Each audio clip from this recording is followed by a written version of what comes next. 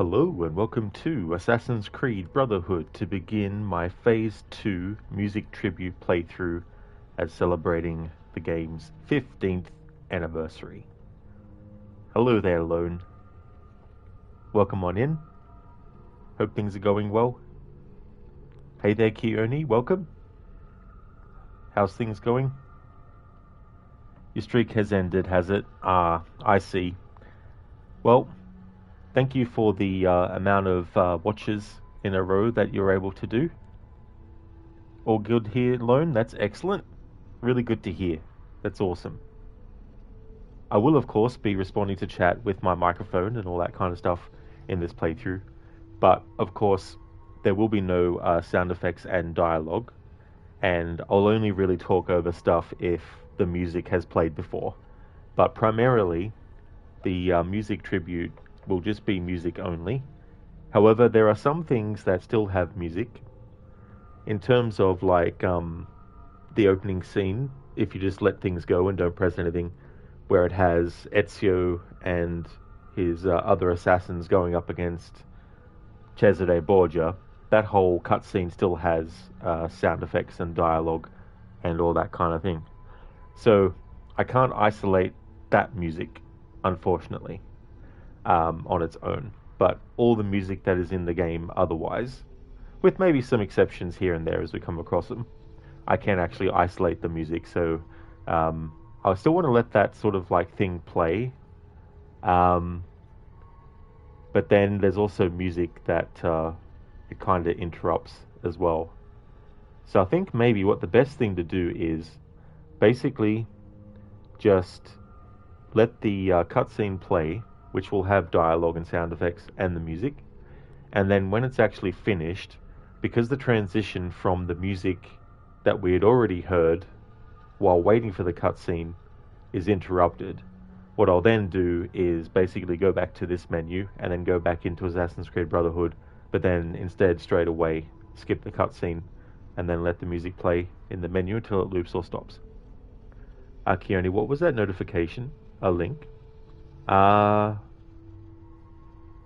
you mean the one that I put in, the comment, music tribute? Yeah, that's just so I can pin that to the top of the chat. But if you do exclamation mark music, it'll come up with the info about this playthrough and also some links to Jesper Kyd's stuff, who's the composer of Assassin's Creed Brotherhood.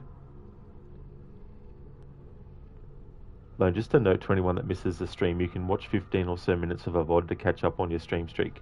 Oh, really, Lone? So that's really cool. Because all I knew was that if within 24 hours of a stream, like you get 24 hours after a stream's finished to still get your watch streak. So if you can also do that whenever, that's definitely a good thing to know. Yeah, that's all good, Keone. No worries at all. So we're going to go into Assassin's Creed Brotherhood. We have to wait for the cutscene to play. The cutscene, as I said, will actually have sound effects and dialogue, but the actual gameplay and everything that I'm going to do will have just the music only.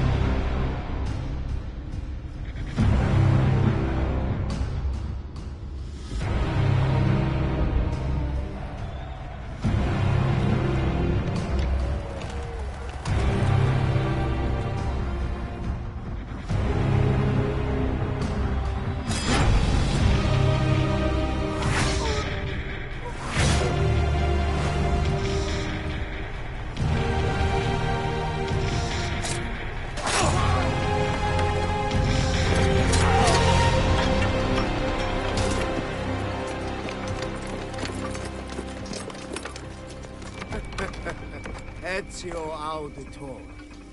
Brave of you to stand alone against me, but also quite foolish. Assassin.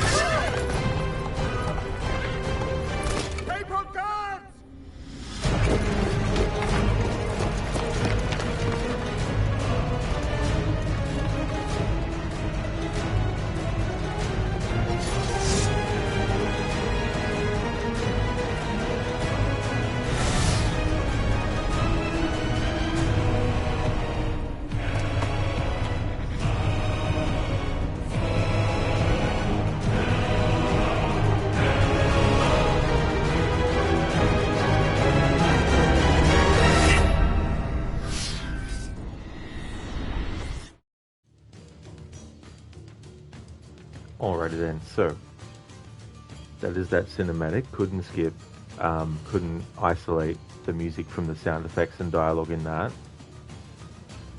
Now I'm going to quit out, back to the Ezio Collection menu. But this time when I go back in, I'm just going to skip, going to press the button to go into the next screen, and then just listen to the music until it loops or stops. That way, the music that we heard before the cutscene then gets heard in full without being cut off by the cutscene. Lone, yeah, you've done it yourself. You've watched a VOD and caught up on a stream streak, so it's not hearsay or anything. It's tried and tested by me. That's great to know, Lone. That'll really come in handy for people who want to maintain watch streaks as well. I think it's good that they did that because it also means that the streamer can sort of like have a bit of flexibility, because, you know, inevitably there will be days where I don't stream as well, and so it's good to have some way for viewers to keep their stream streak. Okay, so we're going to go back into the menu. I'm going to press the button to go past the title screen, and then we're just going to sit on the next screen and let that music play uninterrupted until it either loops or stops.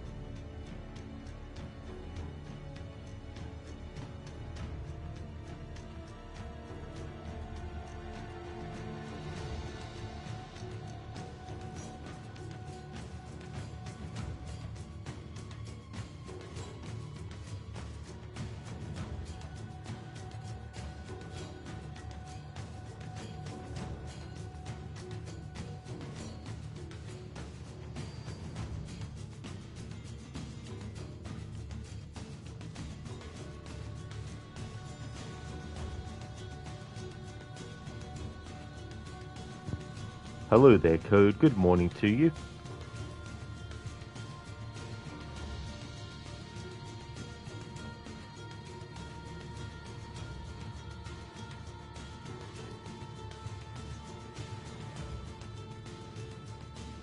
It's so funny, I accidentally pressed the mute button on my headset again, not on the PlayStation controller.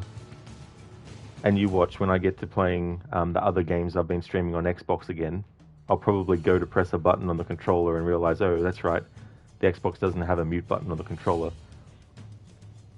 Code 5 kilograms of casseroles are cooling and freezing up. Oh, that's very nice, that's cool. Thank you for leaving the lurk, Zereth. I'm just re-saying this because I don't know if I had my microphone muted or unmuted at that point. But you're right, enemies become suspicious when they hear any music. Especially because this is the music they hear when Ezio's arrived. He's their boss fight, and it's the boss fight music. Thank you for leaving the lurk as well. So we've covered the music in the cutscene, even though we couldn't isolate it from itself. And then we exited the game and then went back into it, and then this time I pressed the button to go beyond the title screen, and then we listened to this music until it looped. So now it's time to get into the game proper. The opening cutscene where Desmond recounts what's happened in the previous 2 games to this one, that'll also, I imagine, not actually have the music isolated. It'll just be once we get to the actual gameplay cutscenes that the music itself will be on as well.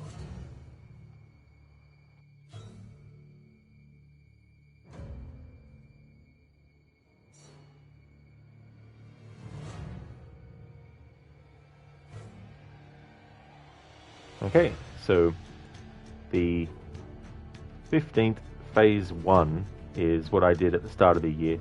The date is different because I had to go into this save file to test stuff, so it rewrote the date to yesterday's. Or today's, rather. But this is the one that we'll delete and do phase 2 for.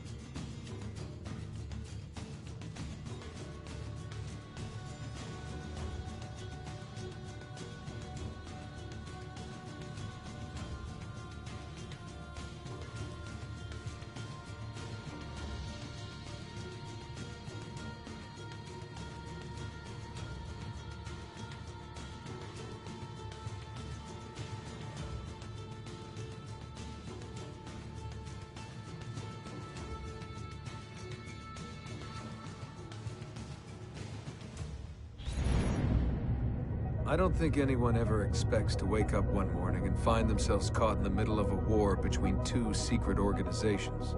I know I didn't. But here I am. On one side are the Templars, better known these days as Abstergo Industries. They're in the business of control. Politics, economics, technology. They won't stop until every single one of us serves them. Literally. Fighting against them are the Assassins, a group dedicated to safeguarding humanity's free will. I was born into the Brotherhood. A couple of weeks ago, the Templars found me. They took me prisoner, strapped me into a machine they built and put me to work. It's called an Animus. And it's where I spent most of my time. Exploring the memories of my ancestors, discovering entire lives locked deep inside my DNA. First, I revisited the life of Altair ibn La'ahad, an assassin from the Crusades. The Templars wanted the location of something known as a Piece of Eden, an ancient artifact capable of bending people to their will. Once the Templars had what they were looking for, they decided my usefulness had come to an end. But Lucy saved me. Lucy. When things were at their worst, she revealed herself to be an assassin and helped me escape. I was hoping that would be the end of my misadventures. But we were just getting started. Back into another Animus I went. Now, I'm reliving the memories of Ezio Auditore da Firenze, my ancestor from the Renaissance, searching for a path forward. Through the bleeding effect, I'm becoming an assassin in more than just name. It will come in handy as the Templars prepare to enslave us all. They found us. They've crashed our hideout and we're fleeing the scene looking for a place to hide. Only there isn't any and time is running short. My name is Desmond Miles, and this is my story.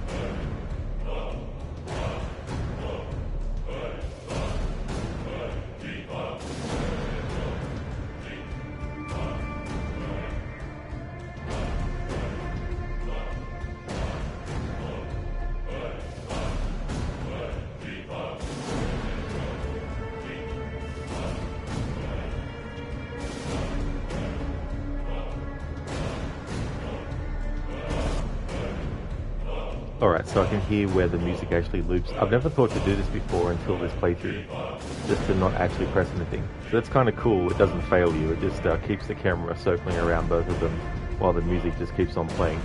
I'll use this opportunity to catch up on chat. Hey there, Yuda Snack. Welcome on in. How's things? Your favourite and your first AC game? You did ACB, then AC2, then AC1, then went to AC3, so you're a bit confused, whoever YouTube helped. It's good too that they do these recaps as well. That would have given you a little bit of extra context, and then when you went back and did AC2, then you would have been like, oh, okay, so this is all the things that led up to Brotherhood. But that's pretty cool though, you still were able to make sense of it, and that you're able to use some YouTube videos and stuff. And it's pretty cool that was your favourite and first AC game too. It's a really good game, this one, and one of the things that I love about it is the game's music.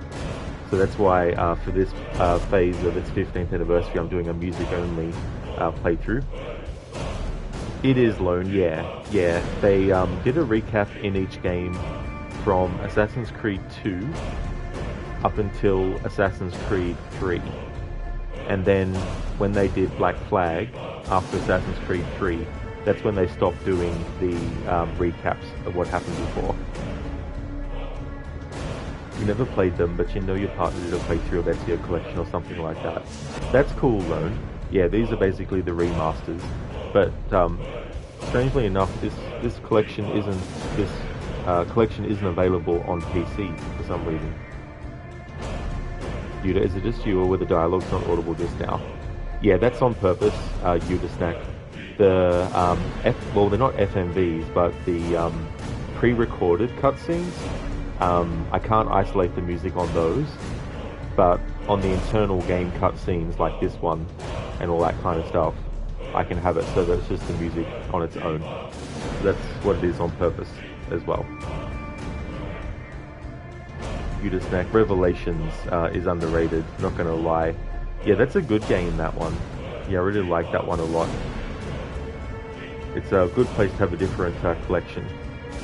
Yuda Snack, my mic audio is a bit low. Oh, is it? Oh, damn. Thanks for letting me know, though. Is it low for everyone else as well?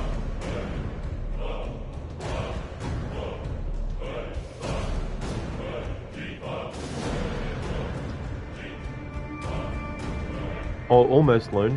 Yeah, you almost felt it right. You just need to drop the T.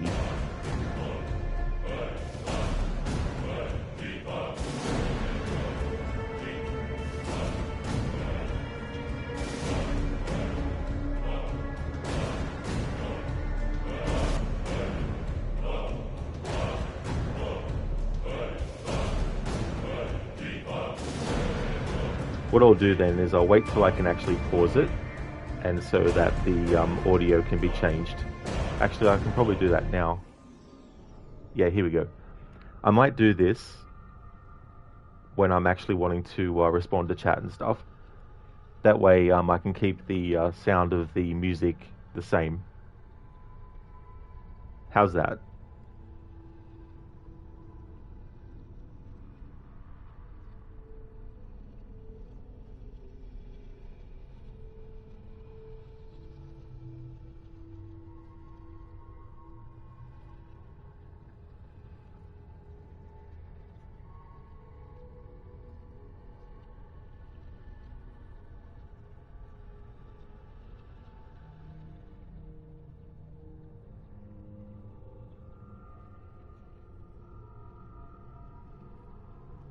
So how's that?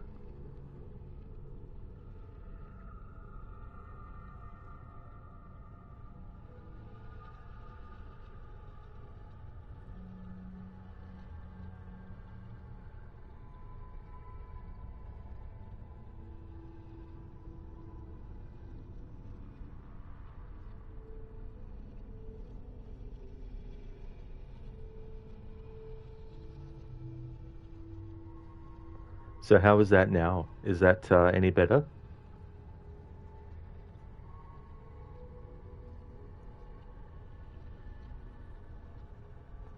Hello there. How is this? Yeah, it's probably the mic itself. I've got a new headset. I'd have to move it right to my mouse like this. Can you hear me now?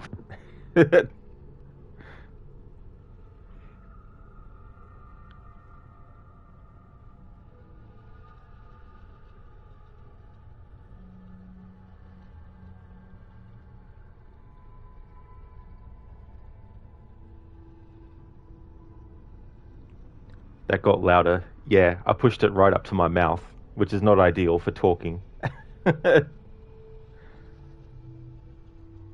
Yeah, got a whole new headset. The other one was still working, but I had to keep on moving the cable to get it to work because sometimes it would not work properly. So I got sick of doing that, so I got a new mic. But as always, there's some issue that prevents me from doing quality streams, so it makes me even want to become a no mic streamer moving forward. It's just too much rigmarole, too much fucking money for no sort of quality result. But yeah, I had another. I had my old. I don't know what you even call it. Muffler over it. Yeah. I mean, see if the mic's actually in properly. Yeah. See, the other headset that I bought has a flip to mute button, and I hate that because the sound of me moving it comes onto the stream.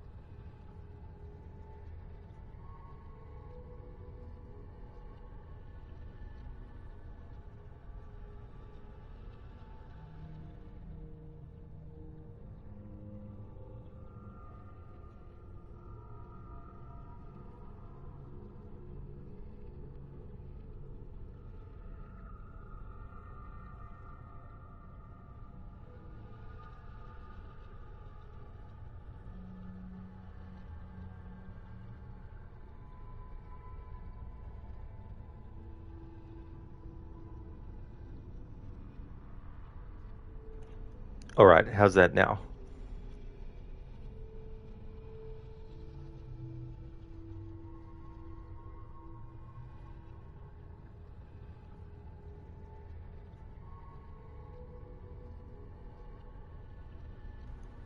Yeah, so this is my old headset, the one that I have to keep fiddling with the cable to actually get the full stereo effect.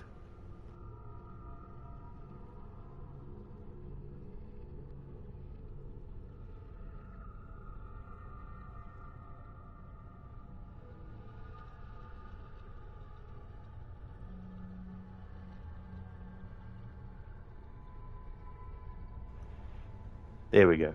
Alright. Actually, I can hear my own voice a bit better too, so I can modulate how loud I'm talking.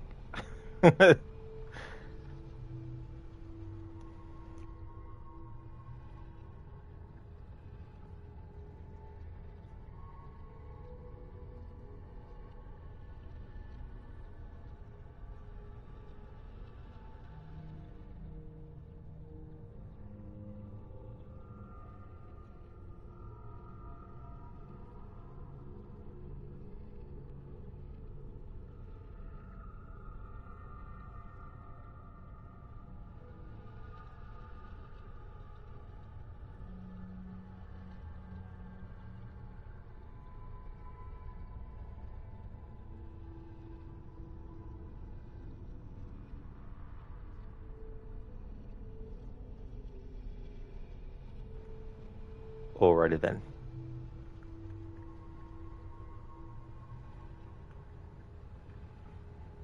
But yeah, learn, that's right. So Ezio is easy IO.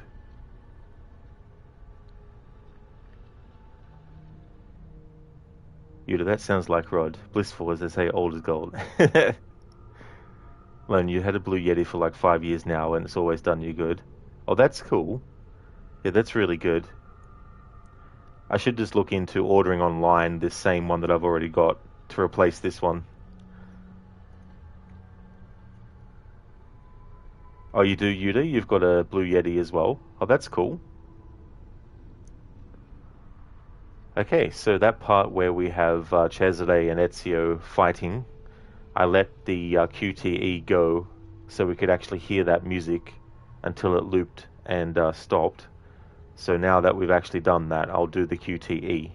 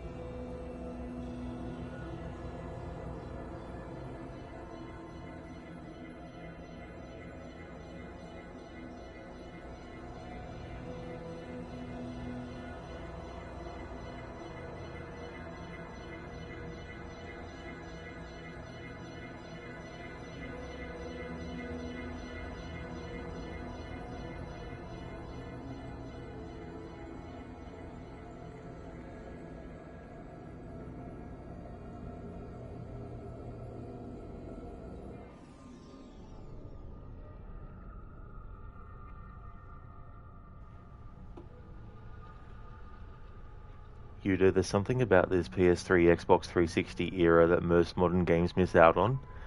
Yeah, modern games are graphics heavy, but the old ones, though look kind of bad, have something that just hits the feels.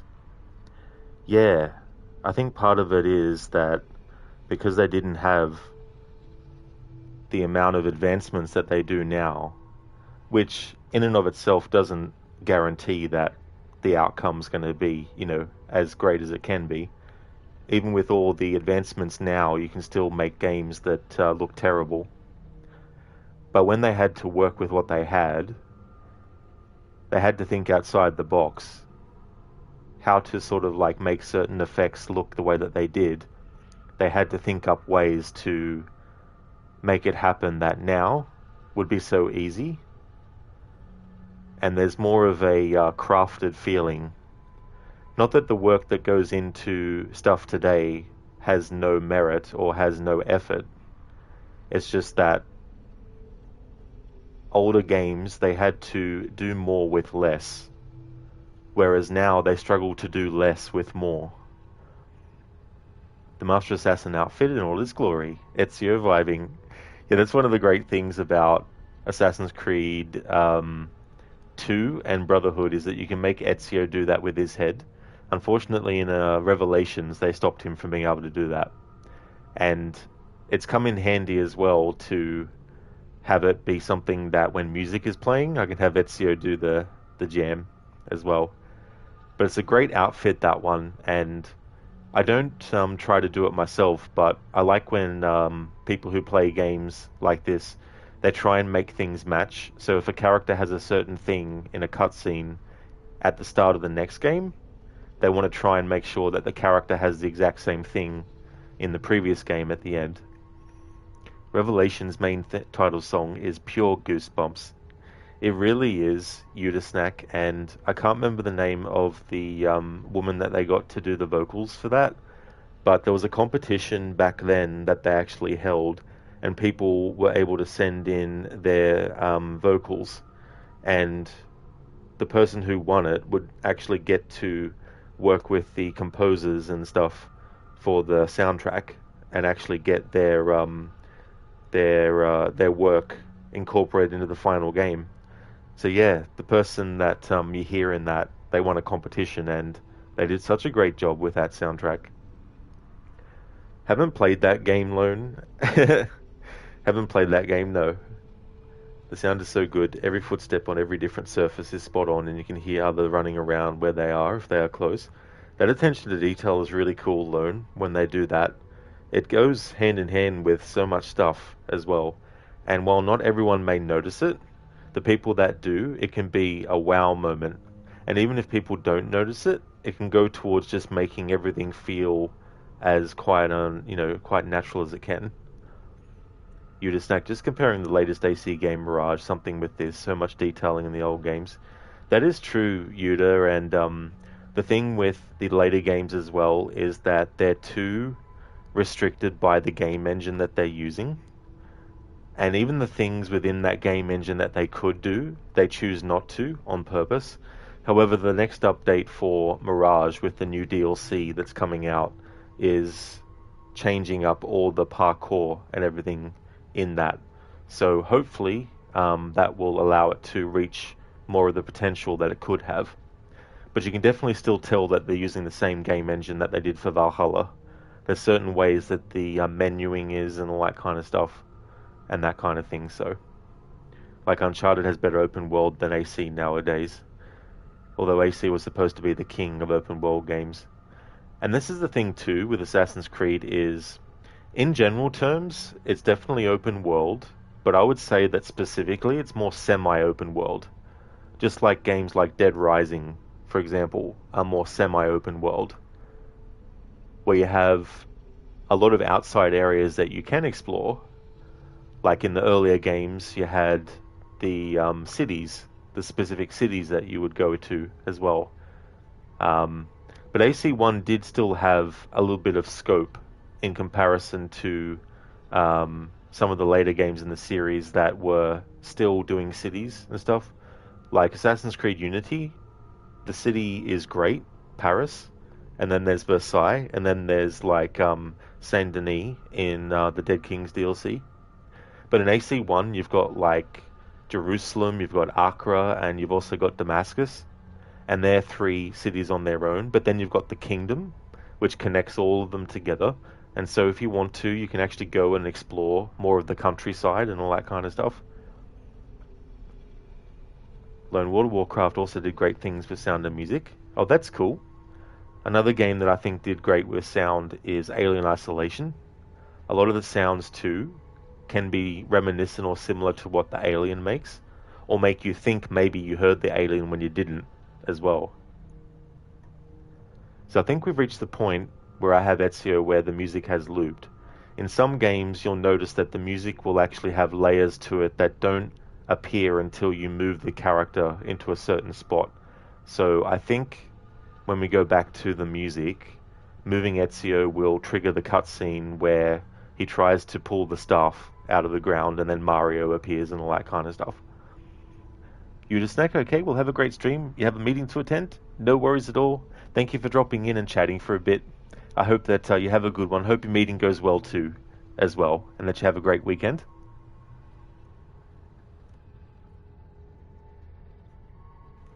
Lone, you've been playing Dead Space and some of the sounds remind you of Alien Isolation? Oh, very nice. That's cool. That's really good. I need to play those games. I tried the first one, the original one, many, many years ago, but I just couldn't get into it. But I wouldn't mind giving it another shot, though.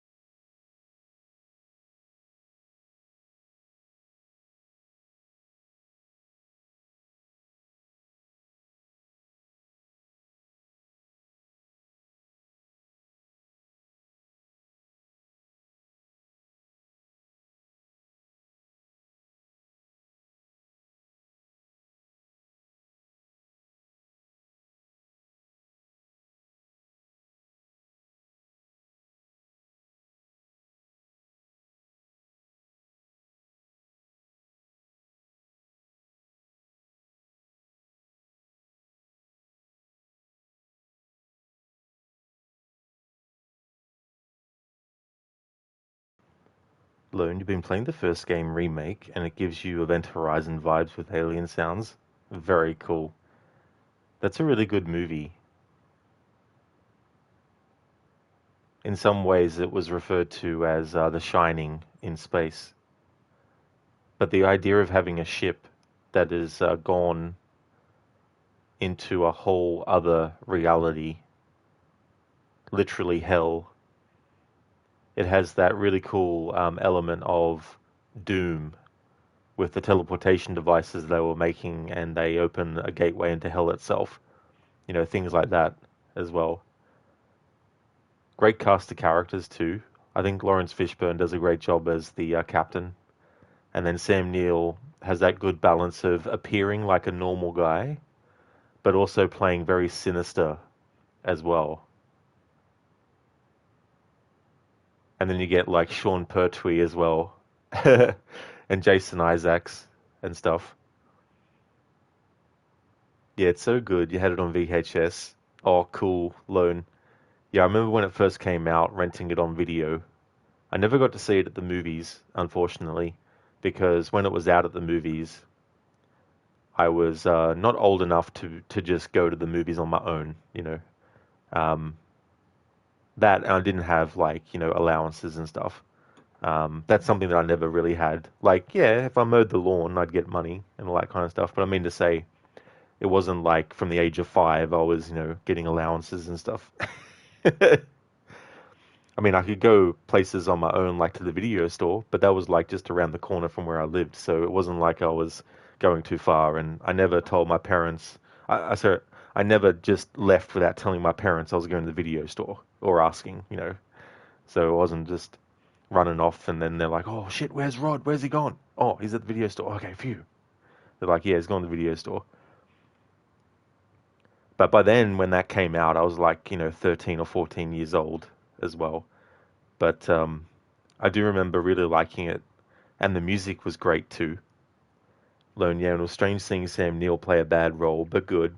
Yeah, that can be the thing too. Like, I didn't know until later that he had already played a villain in The Omen 3, which the movie itself wasn't that good, but he did a pretty good job.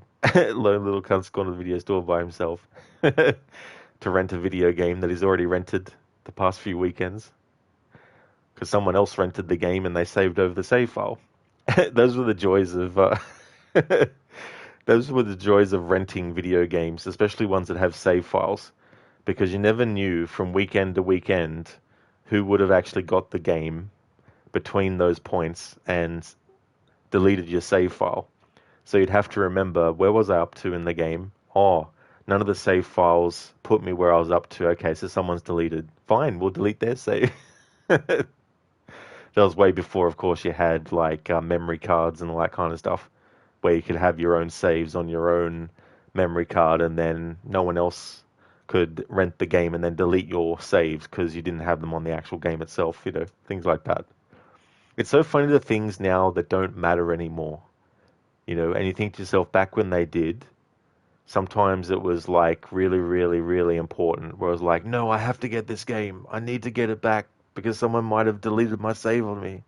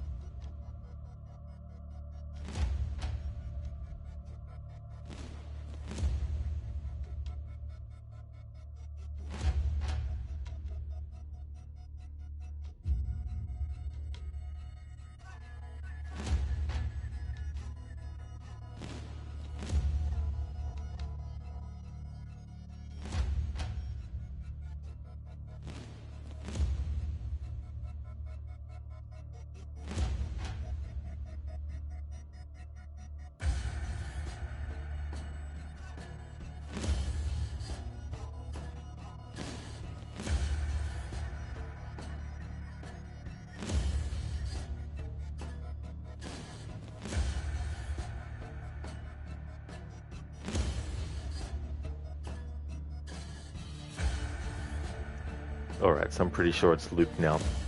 Len, that's better. Now you can see his whole body. It didn't look quite right when it was just his head. Like, Ezio, what are you doing, mate? Jeez. Hands where we can see them. Hello there, love. Welcome. How's things going today? If you don't hear any sound effects or dialogue, there's nothing wrong with your audio. I'm doing a music tribute playthrough, so I've got the sound effects and dialogue turned off.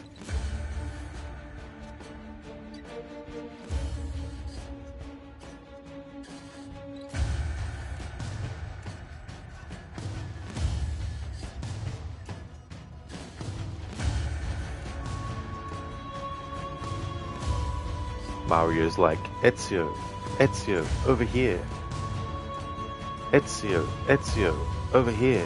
Hurry up. Ezio, what are you waiting for? Hurry up.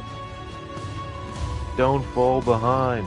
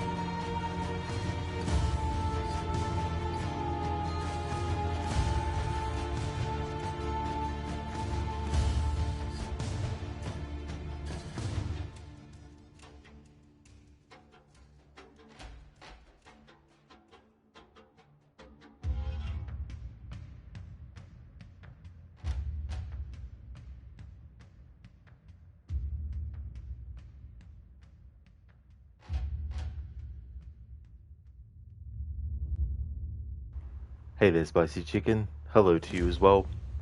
How's things going today? When there's like combat scenarios, I want to cover the music in that too. So I need to make the fight go on longer than I normally would to cover the length of the music that could potentially need to play.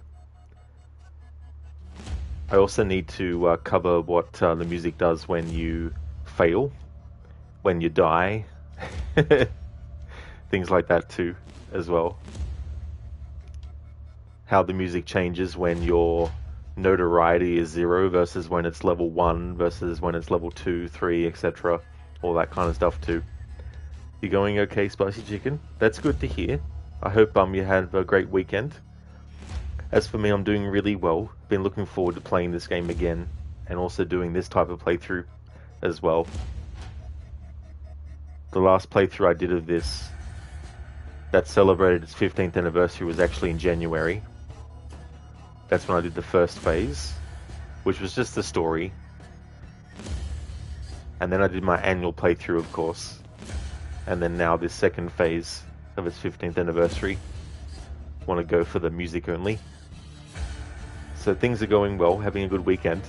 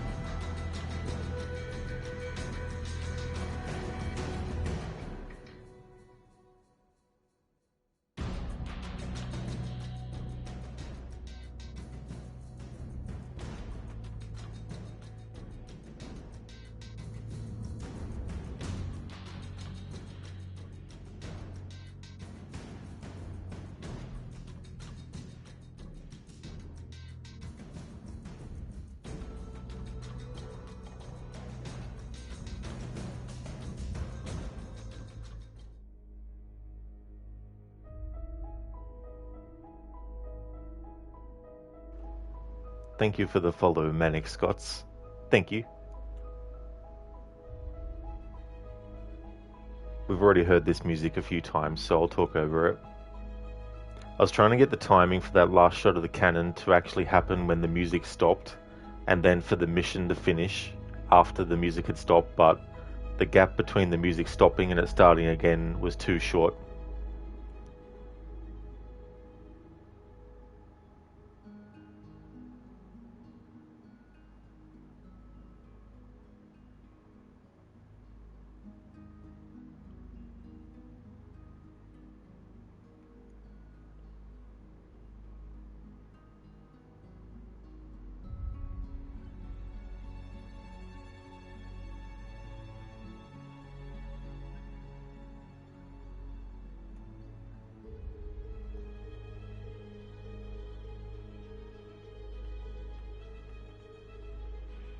It's interesting, it's not letting me go into first-person view mode in this part of the game. You can go into that view, but you can't move Ezio and be in that view at the same time. There may be a mod on PC that might be able to do that, but I'm playing the Ezio Collection version on console.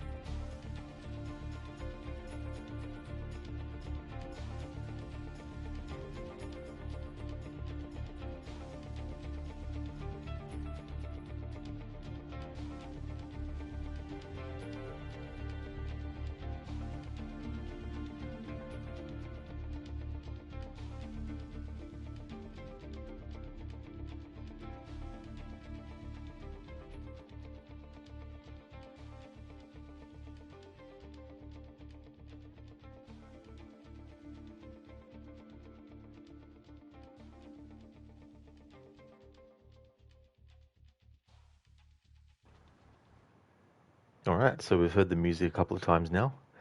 Hey there, Oliver. Bit of a cat jam. Ezio jam.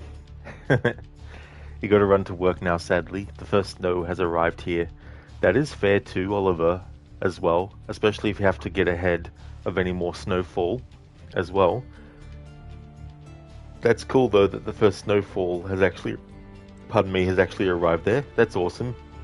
I really hope you have a good day today. Hope you enjoy yourself as much as you can when you're at work, of course.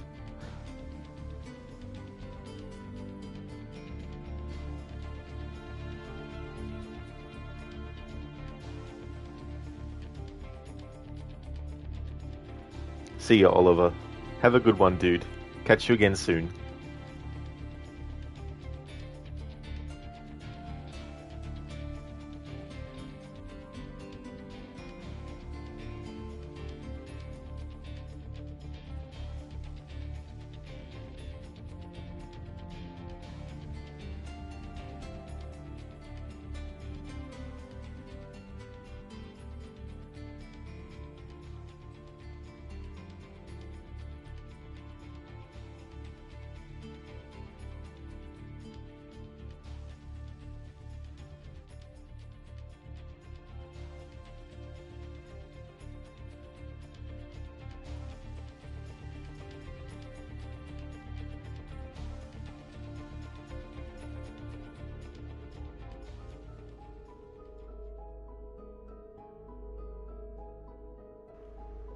We've heard this music before, so we'll continue on.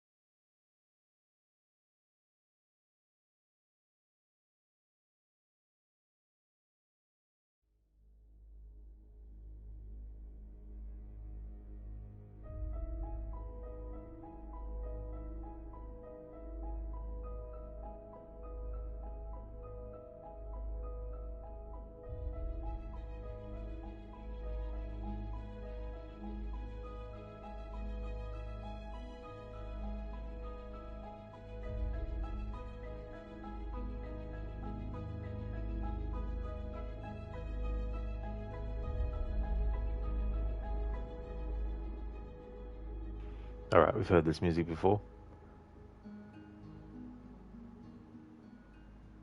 In Assassin's Creed 2, if you're playing on the PlayStation 3 or the Xbox 360, and then you played Brotherhood on the Xbox 360 or the PlayStation 3, it didn't remember what you had done in Assassin's Creed 2 in Brotherhood.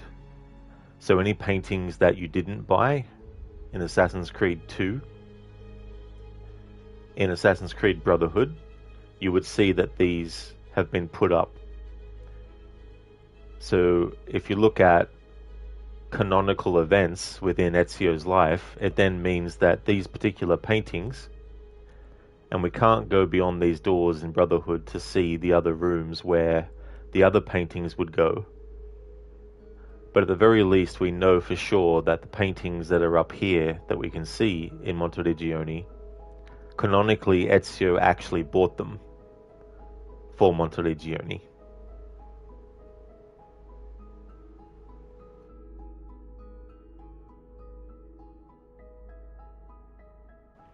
So if you wanted to do a strictly canonical playthrough, you would have to make sure that Ezio at least buys these particular paintings in Assassin's Creed 2 that end up automatically being put up in Assassin's Creed Brotherhood.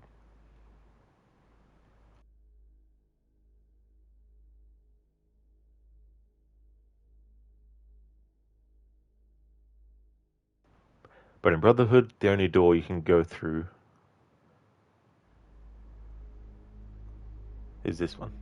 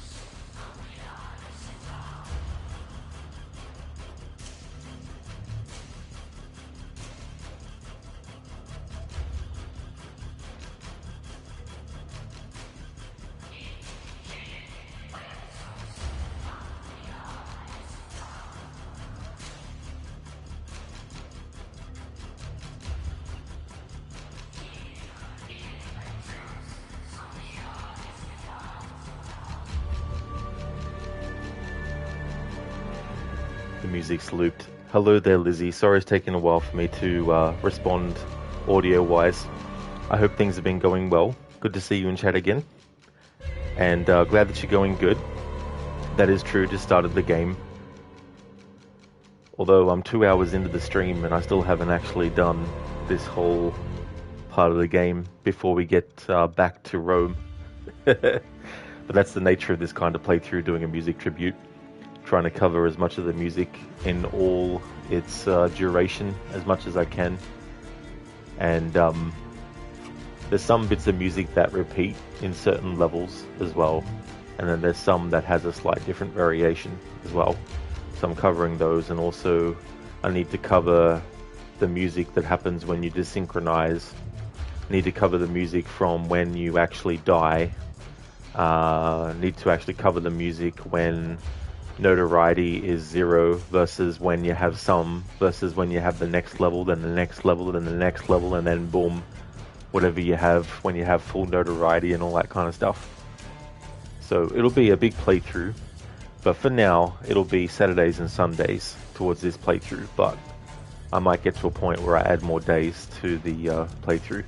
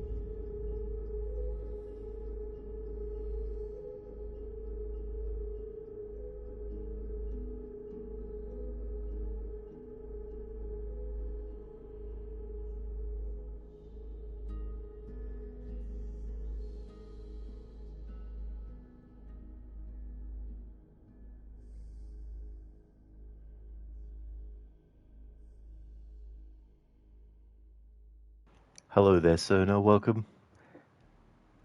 Thanks for using those Arno dancing emote.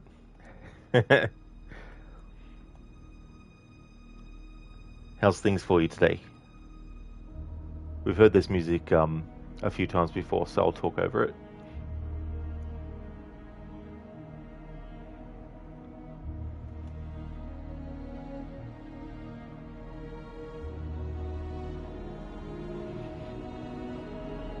Shout out to Patrice Desolé as well. This was the last game in the series that he worked on. He was the creative director for Assassin's Creed 1 and 2, and this as well. Also on Prince of Persia, The Sands of Time, the original one. So now hanging in there, just got done having a snack. Very nice, that's good. I hope you enjoyed it.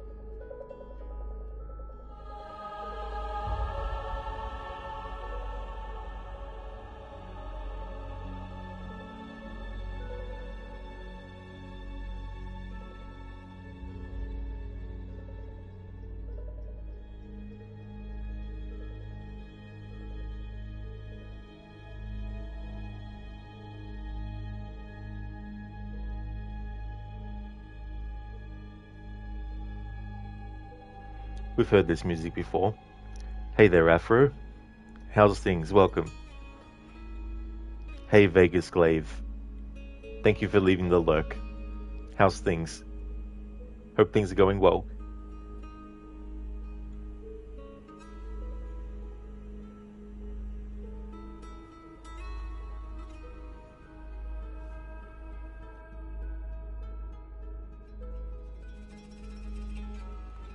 Oh, very nice, Vegas. You just beat Resident Evil Village. Very good.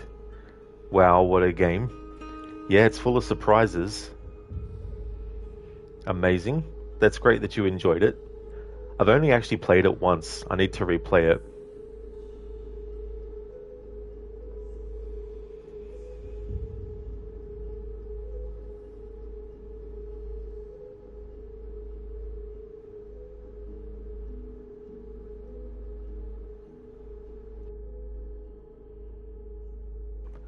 Afro, you going good? It's just the music of the Ezio trilogy just tickles you to the right parts of your brain. You can listen to it all day long.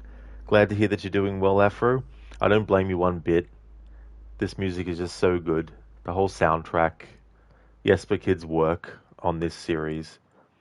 I remember, hoping that he would come back to do music for the series, and that eventually happened with Valhalla, in collaboration with Sarah Schachner and Einar Selvik. So it was great that he came back to the series as well. I hope he does more music in the future for it. Can't wait for me to get to the first War Machine. Oh yeah. Yeah, that's what I'll be doing too. I'll be doing all the Leonardo missions. I also want to get the Cristina memories, so that means I'll be doing the optional objectives. And I want to do the Da Vinci Disappearance DLC as well. So I'll be doing all that in this music-only playthrough.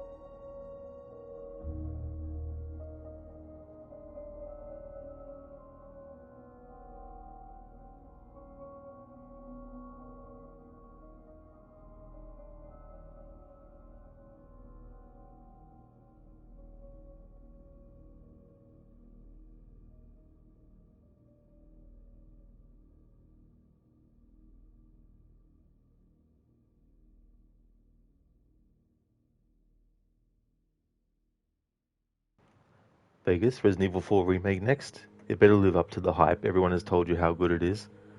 I enjoyed it. This isn't spoiler or anything. I think they did a much better job with Ashley in the remake. She isn't the same kind of like whiny kind of character. Granted, I think Steve in Code Veronica is a much worse whiny character in the series. But yeah, I like how they did Ashley in the remake. And for me, Resident Evil 2 Remake and 4 Remake are tied a little bit as the remakes that I really like. But for me, Resident Evil 1 Remake's a different thing because it's fixed camera angles and it's a whole different approach. So it's not in the same vein of a remake as 2 and 3 and 4 as well. But if I had to rank the remakes, I'd probably do Resident Evil 1 Remake because I really like the traditional fixed camera angle. Then I'd go Resident Evil 2 Remake tied with 4, and then I'd go 3. I like Resident Evil 3 Remake, but I can definitely understand why fans of the original were upset that a lot of set pieces from the original weren't recreated in the remake of 3. I still think it's a good Resident Evil remake, but it's just not the great remake it could have been, potentially.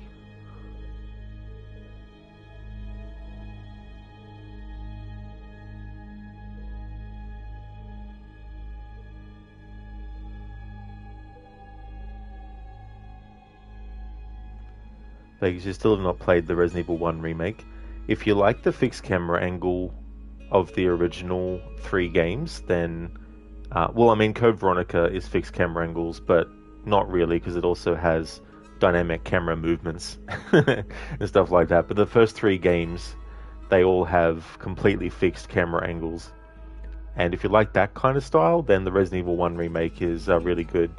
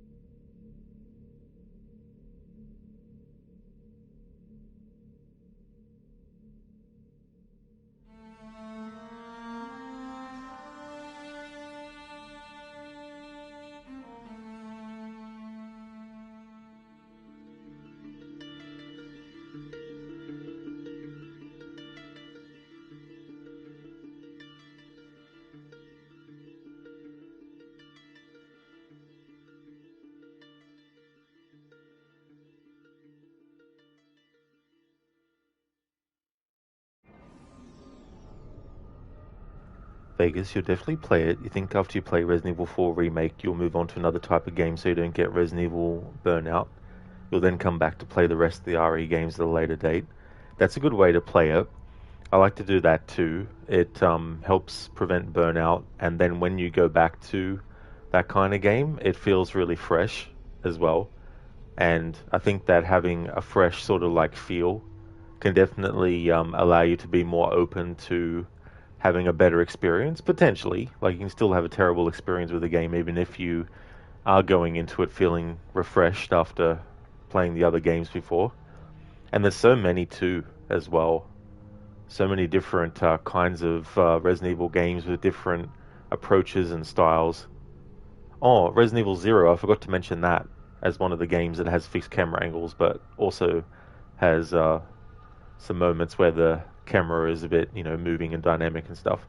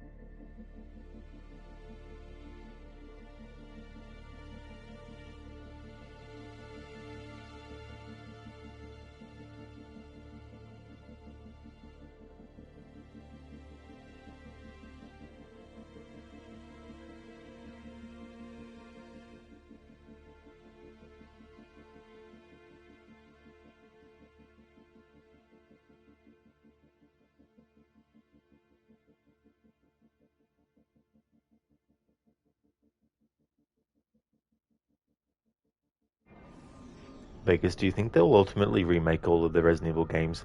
I think so, Vegas. Yeah, just a question of what order they'll do them in, because Resident Evil Code Veronica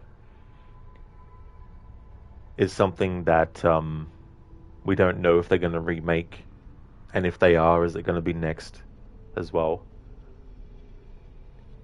Given the fact that Resident Evil Code Veronica came out before Resident Evil 4 Remake, that kind of suggests that they're not really worried about remaking that in any particular order. So they might end up doing a remake of that next, or it could be after they've done remakes of 5 and 6.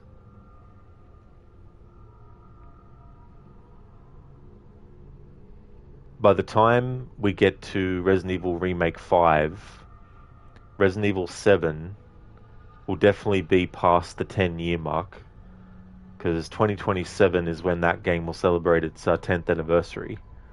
And the remake of Resident Evil 2 in 2019 was the first new remake, and then they did the remake of 3 in 2020, and then they did the remake of 4 in, was it 2022 or 2023? 2022, I think. No, it wouldn't be 2022. It would have been 2023, I think. Yeah.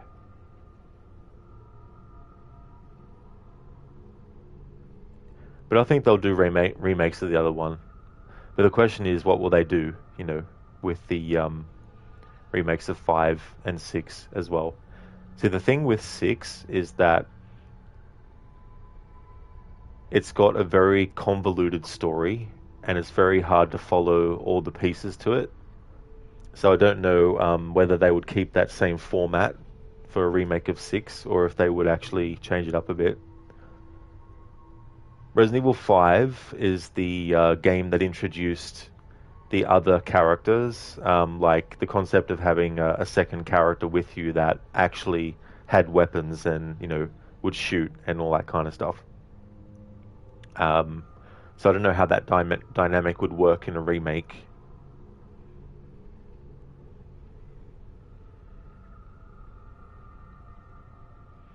Reasons? Ooh, new game. Well, new game that you haven't seen before. Absolutely, Reasons. This game came out in 2010. This isn't the 2010 version of the game, though. This is the Ezio Collection version, which is basically remasters of Assassin's Creed 2 and Brotherhood and Revelations. But I still want to use it for celebrating the 15th anniversary. It's a pretty good collection, because you also get the live-action short movie, Assassin's Creed Lineage, and that is with Ezio's father. And then you have the animated short movie, Assassin's Creed Embers, that is set after Revelations, with Ezio in his 60s. Vegas, you heard 6 is terrible. It's not one of my favorite games. There's a particular character in it that I feel is basically an arrogant piece of shit in regards to certain things. But there's still things in it that I like for me to play it, but go into it expecting a very convoluted storyline, though. After 7 minutes, it introduced 7 minutes. 7 minutes is all I could spare to play for Resident Evil 6 eventually. That's how many minutes? That's fair enough, Afro. It's been a while since I played Resident Evil 6, actually. Vegas, you're still going to play it, you guess. Yeah, Vegas, you never know. You might end up liking it. Reasons, this isn't the one where he wears like a hoodie, or do you have to unlock that?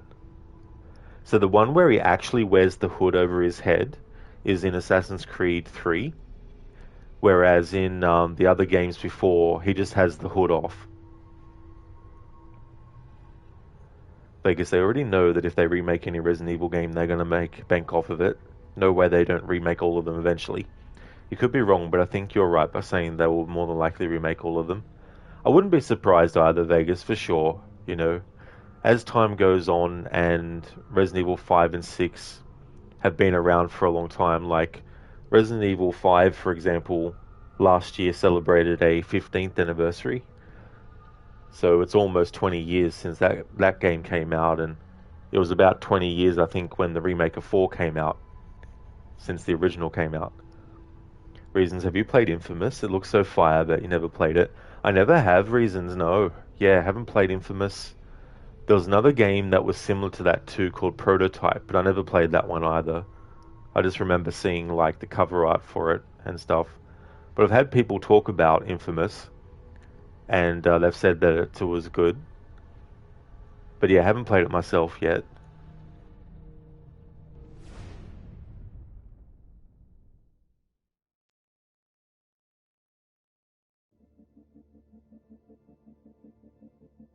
We've heard this music before. Reasons, yeah, you've seen Prototype, but never played it either. Yeah, I think they were very similar kind of games from what I remember of people talking about them back in the day.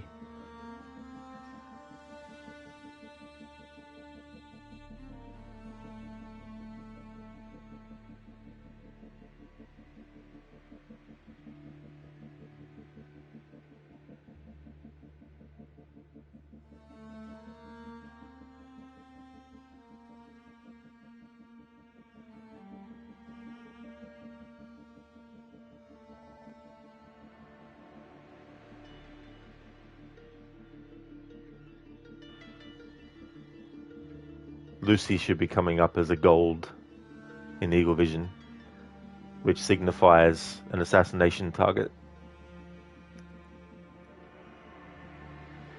Vegas, you're probably one of the few that actually had a blast with Resident Evil 5. You played through it with a friend and it was so much fun. To get so much hate, man, not sure why. I think some of the hate is because it's way more action-oriented than the other games were.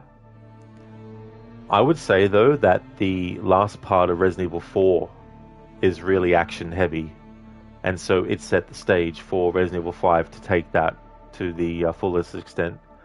And then there's also Sheva, not as a character in the story or anything, but just as an AI companion. There's a lot of people that criticize the AI for Sheva. Personally, I've never really had any problems with Sheva's AI. I always make sure to give her the upgraded sniper rifle, and she seems to do pretty well with that weapon. Reasons, back when you could play Infamous in the Walmart while breaking your neck trying to look up at the screen. I had that experience with some movies I went to see at the cinema. The Sixth Sense was one of them. I'd already seen it, and then I went to see it again, but the second time I had to sit right at the bottom, and so I had to look up at the screen and got a sore neck afterwards. Vegas, that's why you're going to play Resident Evil 6. You've heard it's absolute shit. You heard the same thing about RE5 and you loved it. Different strokes for different folks, you suppose. That's true, Vegas, you know, and I think we all have our sort of minimum that we expect from a game.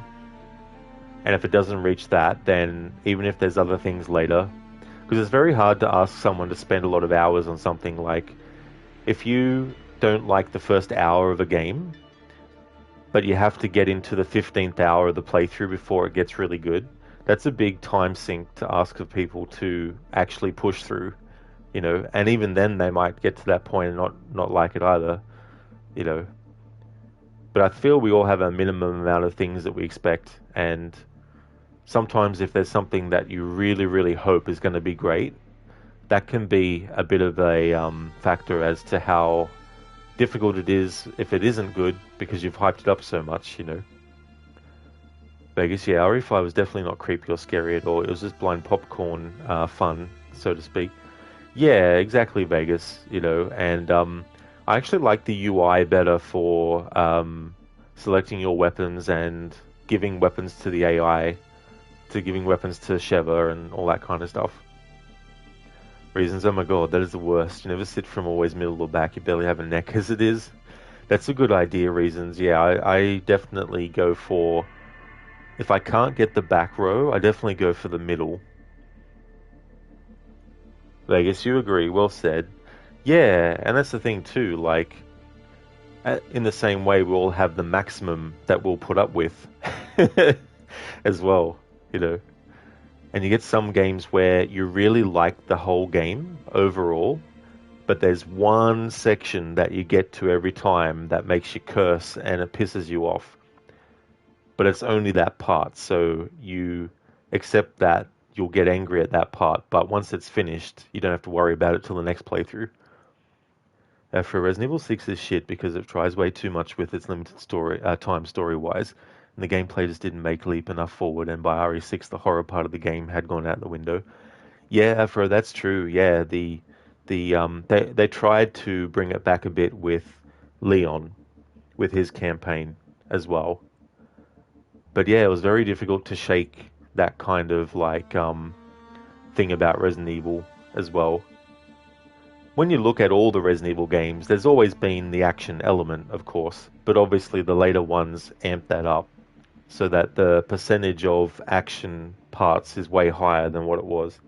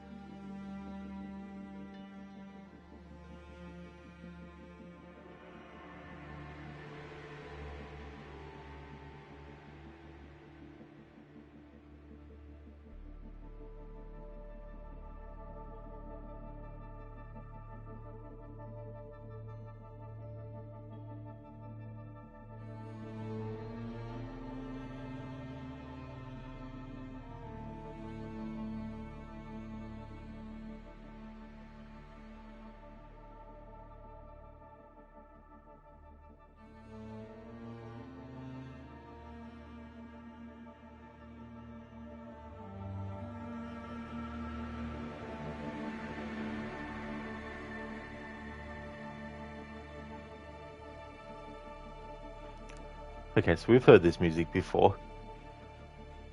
Shin, spoiler, the pointy end of the sword goes into the enemy. Really? Damn, that's what I've been doing wrong all this time. No wonder why I feel sore every time I go to use the hidden blade. Thanks for the heads up, Shin. I really wish I knew that before I put myself in the ER multiple times. How's things, Shin? Afro, to this day, you're trying to find a jacket like Desmond's. Oh, really? Yeah. You never know. I don't know if Ubisoft ever had the same style, and with all the same kind of stuff on it, like the same stitching and also the same kind of like eagle wings on the back and stuff, but it'd be cool if they could sort of like sell that. Hey there, Mr. Gote. Good evening to you as well, dude. I'm good, thank you. Having a good weekend. How about you, dude? Is it music only playthrough time again already? It is, dude, yeah. Yeah, the last game I did this with recently was Until Dawn, the original. Which so far, that one's been my most ambitious music-only playthrough yet. Simply because there's so many different variables to keep in track and different pieces of music to cover and all that kind of stuff. Remember, Desmond is the good guy. That is true.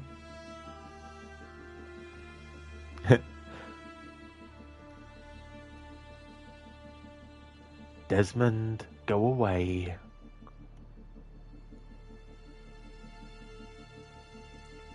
Reroute all the power.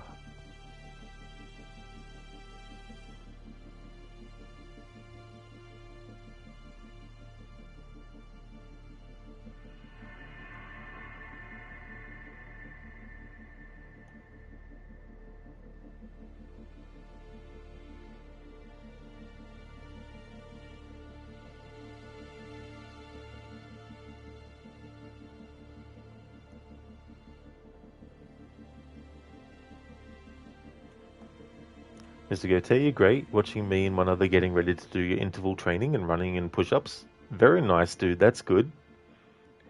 You're never taking any emergency service. Granted, man, it's rough training. That's the other thing too, Mr. Goethe. When you experience the other side of things and see the ins and outs of stuff, that's when you really get your eyes opened as to all the things that have to be, taken into consideration. It's been rough last few months doing it. It's good that you're still going at it, Mr. Goethe, as well, and I'm sure all the hard work will pay off in the end. So how much longer does the training go for?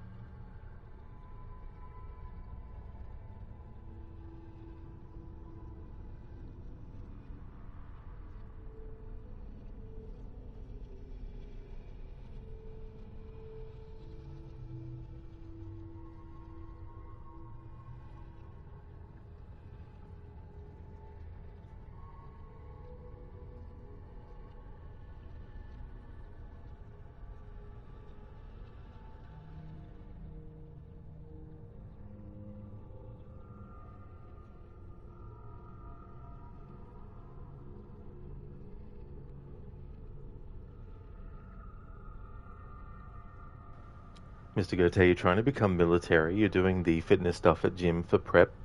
As long as it takes, you're halfway through the beep test at 3.2, weighing in at 92.4 kilograms. You pass most of the core strength, it's the blasted cardio. That's really good though, dude, that you've gotten through that, and that you've dedicated your time to it as well.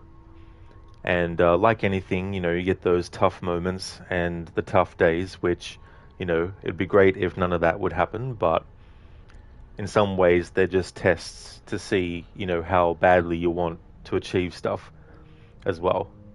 But that's really good progress if you've passed most of the core strength stuff as well. But yeah, I imagine there's so many different scenarios that you have to train for as well, and then getting that to be muscle memory too, I imagine, so that when it actually happens, you can just react as quickly as you need to do.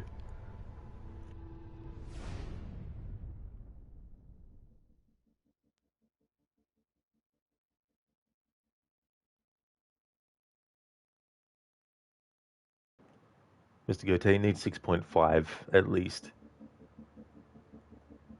So 6.5, the beep test, you mean? You need to get that.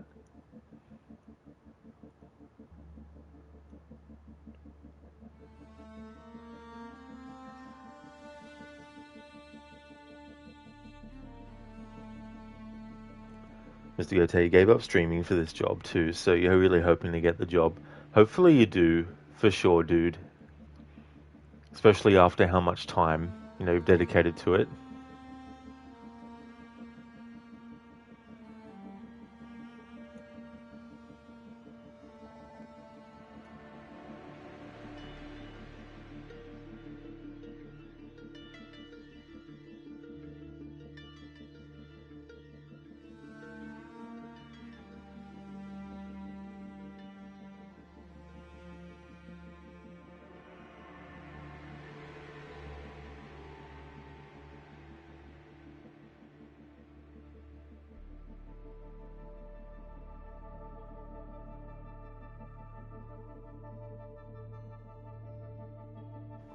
Mr. Goes, hey, when you pass it 2 times at least, you'll ring up and make the call. That's a good idea too as well, for sure. And then you'll have, a lot of confidence then.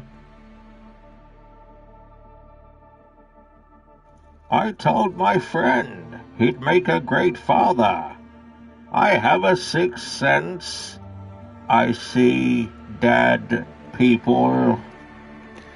Hey, Dr. Darling, thank you for redeeming that Bane impression. Nice play on the quote from The Sixth Sense. Very nice. Hello there, Like. Welcome. You're streaming a classic. You love it. Absolutely. Such a great game, Like. Brotherhood is really, really good. Can't believe it's another game in the series. Celebrating its 15th anniversary. It's just crazy. I still remember the first time playing this game, looking forward so much to it. Really liking Ezio as a character. Really looking forward to seeing what was going to happen next.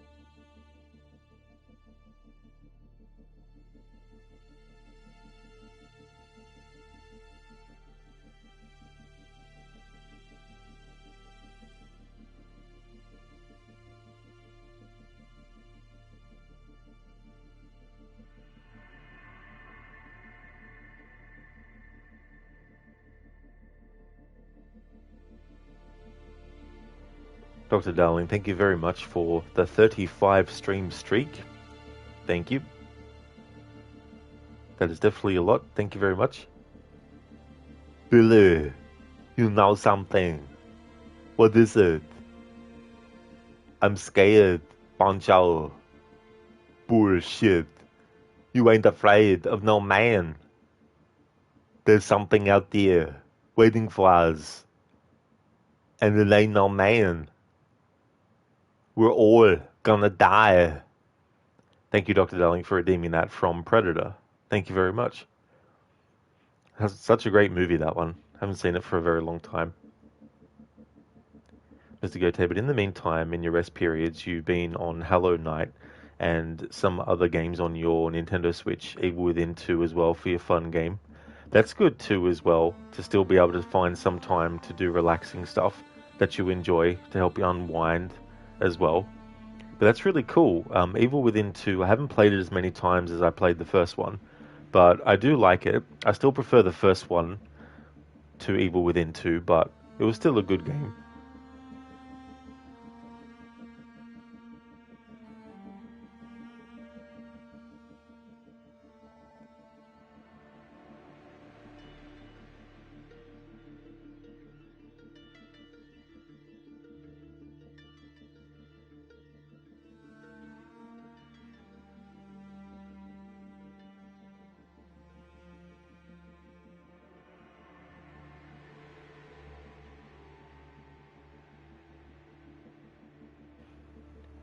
Shin, so Rod, you ready for Mirage DLC? I am, yeah. Just needs to become available to download. But yeah, I'll be doing the DLC content only though. I won't be doing a full playthrough of the game from scratch. But if I like the DLC, then I will do it in my next annual playthrough. All I know is that it takes place after the main story is finished, so...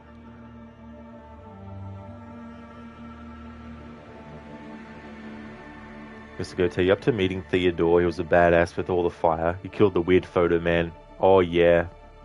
Yeah, that villain was interesting, the one with the camera and stuff. But Theodore is interesting too, as well. The way he plays the mind games that he does.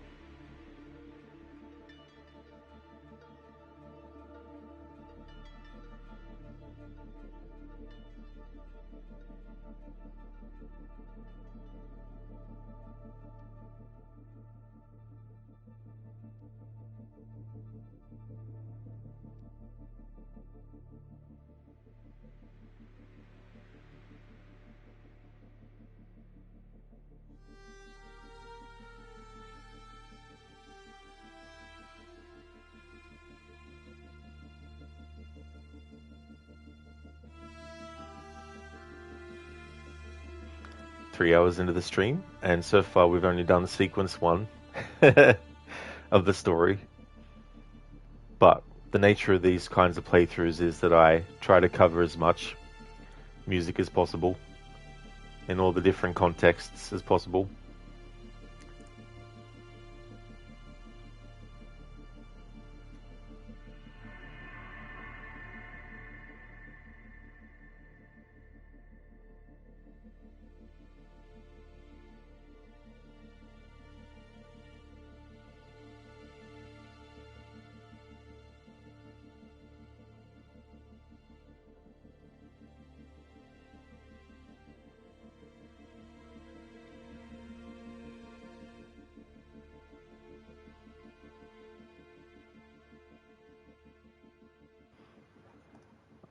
I have plenty of time to get this playthrough done though, because the way I structure my approach to anniversary playthroughs now is that originally the rule that I had was that it didn't matter which month in the year that the game actually celebrated its 10th anniversary.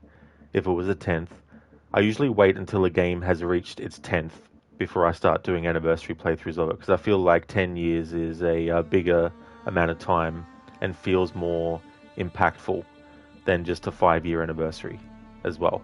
So anyway, the original rule that I went with for myself with my deadlines for anniversary playthroughs was that I had until January to the end of December within the year that it actually celebrated its anniversary. But now I've extended it so that it's not just January to December within the year that it celebrates it, but also from the start of January up until the day before the game would go into its 11th anniversary, or its 16th anniversary, or its 21st anniversary as well.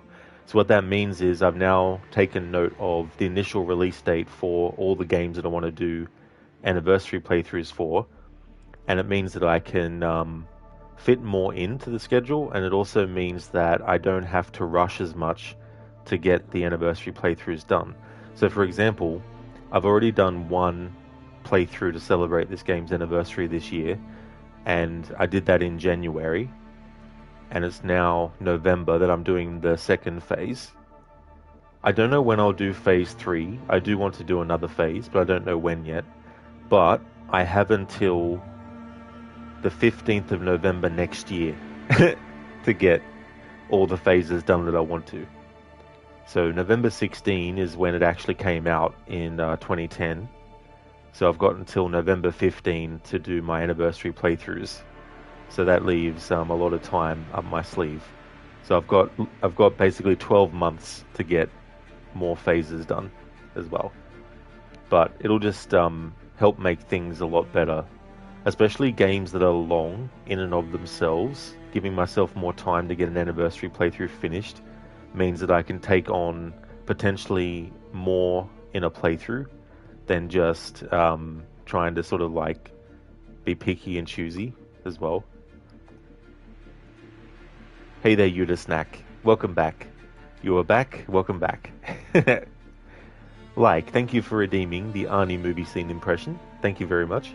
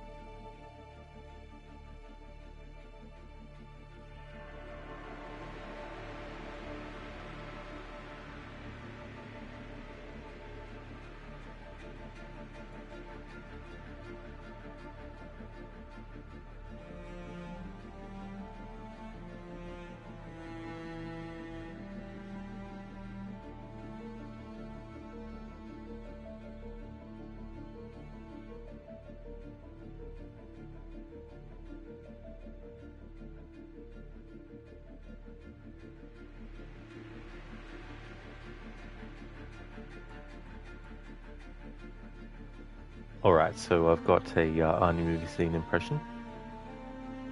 Howdy, stranger. This is Hauser. If things have gone wrong, I'm talking to myself, and you've got a wet towel wrapped around your head. Whatever your name is, get ready for the big surprise. You are not you. You're me. No shit. All my life, I've worked for Mars Intelligence. I did Courtesan's dirty work. But recently, I met somebody, a woman, and I learned a few things. I've been playing for the wrong team. All I can do now is try to make up for it. There's enough shit in here to fuck Courtesan good. But if you're listening to this, that means he's got to me first. Here comes the hard part. Now, it is all up to you. Great. First, let's get rid of that bug in your head. Take this thing out of the case and stick it up your nose. Don't worry, it's self-guiding. Just shove real hard. When it crunches, you're there. Just pull it out. Be careful. It's my head too. This is the plan. Get your ass to Mars. Go to the Hilton and flash the Brubaker ID at the desk.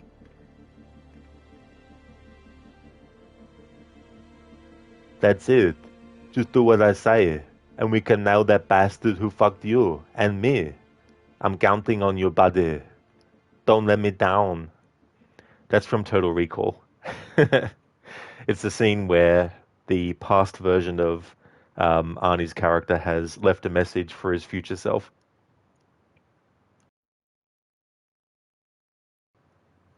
You can't redeem anything. It just says rewards are on cooldown. That is true, Yuda. Yeah, I have cooldowns for a lot of the channel point redeems that I have to try and spread out how they're used and how often and all that kind of stuff. Which one was the one that you wanted to use? Because I can check and see when the cooldown is for it. But usually I've got like an hour's worth of cooldown. Like, you want to know something? As you listen to me discuss your game planning, wish you had someone like you against the model T1000. Well, I mean, I think the T1000 would just flick me and I'd be dead. Hey there, Ryu. Welcome on in. I hope things are going well. Like W Film, by the way. Yeah, the original Total Recall is just so good. It's so funny too, as well. Some of the dialogue. Especially that scene with the Johnny cab, and he's telling it he just wants it to drive, and the Johnny cab is like, I need the destination, and he's just like, just drive, you know.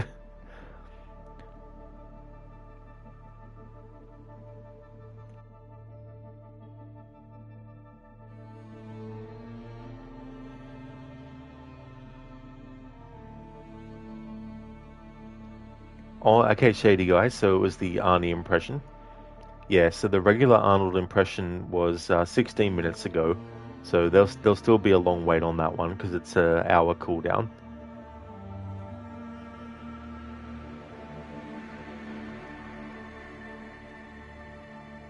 Excellent, Ryu. That's really good.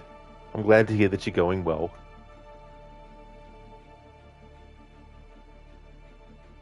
Vegas, if Rod didn't have a cooldown on those impressions he does, he would lose his mind and forget who he was and just go on autopilot and think it was a T-800 sent on a mission to kill Sarah Connor. Good one, Vegas. Then it'd really be like a Total Recall situation where it's like, which personality was the original?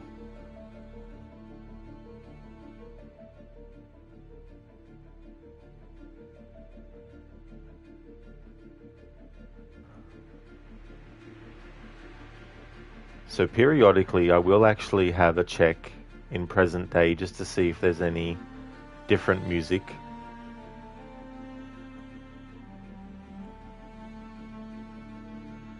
But I think this music will just stay the same the whole way through the game.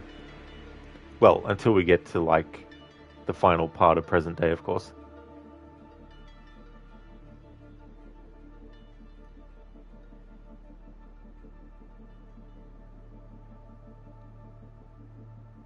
Okay, so the timer hasn't happened yet. When the timer appears, if it ticks down to 0, it doesn't fail you and take you back to the menu or anything. It just teleports Desmond back inside. Hello, Wicked. How's your day going?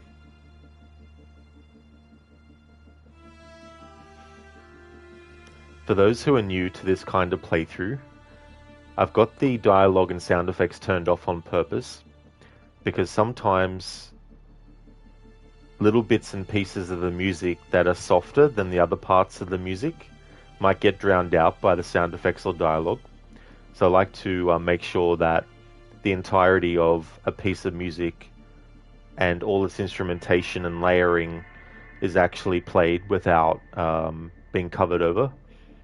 And so you'll often see a lot of scenes where the subtitles will be on, but the people won't be talking, but there's no error with your audio, and it's done on purpose as well. And there'll be moments where I just have the character like stop doing something. You might see me not engage in combat fully. You might see me dancing around. If you see that, it's usually just me trying to make sure that the music that's playing in the combat scenario plays to its fullest, whether it loops or stops, and all that kind of stuff. And I will cover things like desynchronizing on purpose and dying on purpose and, all that kind of stuff as well. So I try to cover as much different pieces of music as possible.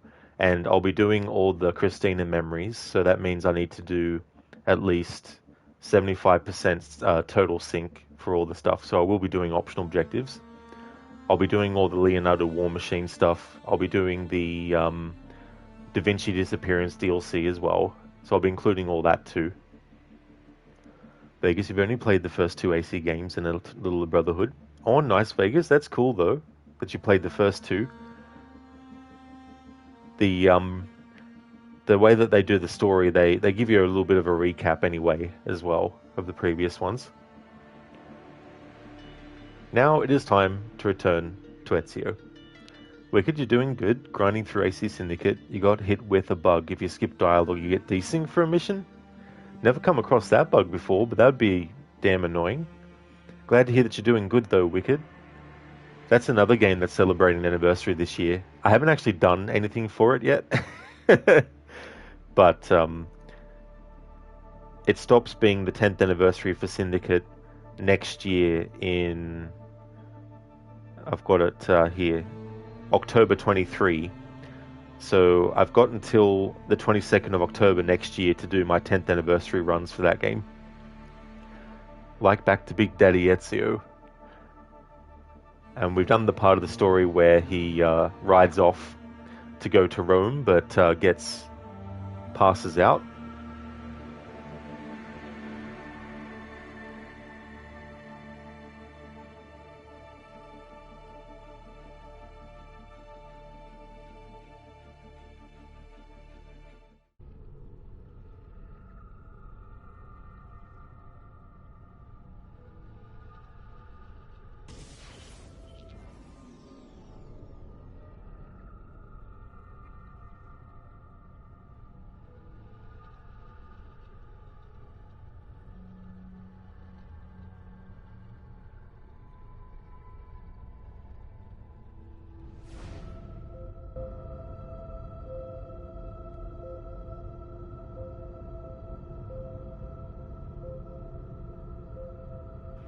The reason I'm talking over this music is because I will be doing the Subject 16 stuff, and so that will eventually unlock the final element of that, which has this same music.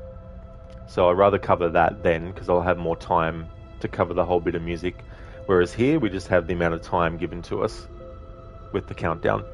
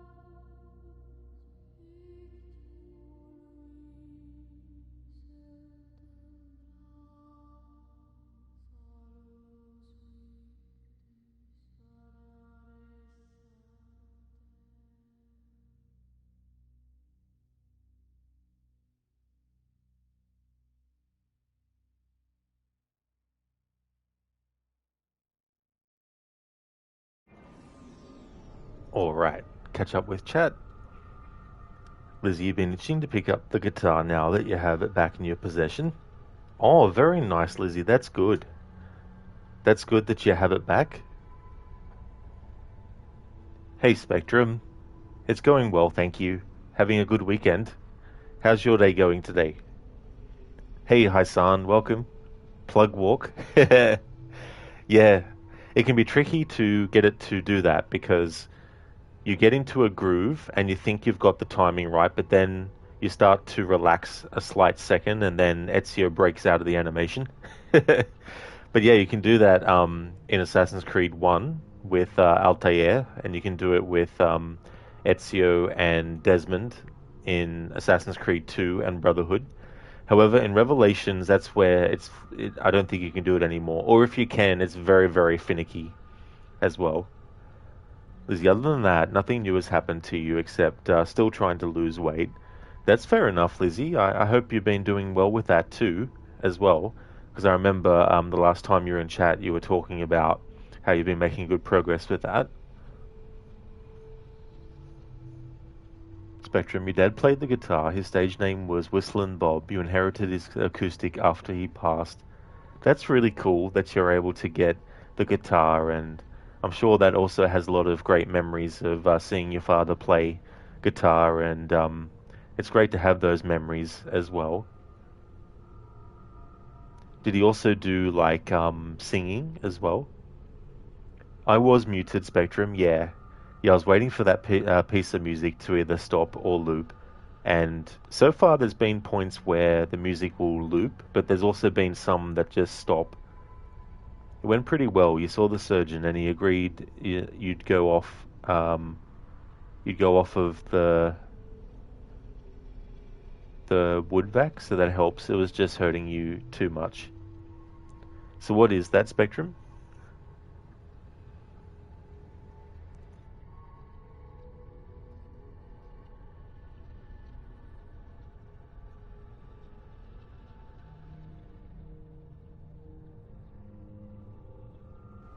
Spectrum, yeah, he sang and he played and he had a bit of a comedy routine.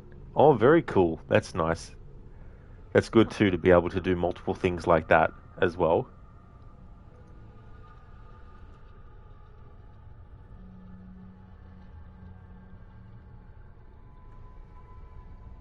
Oh, I see, Spectrum. The wound vac suctions the drainage from the wound.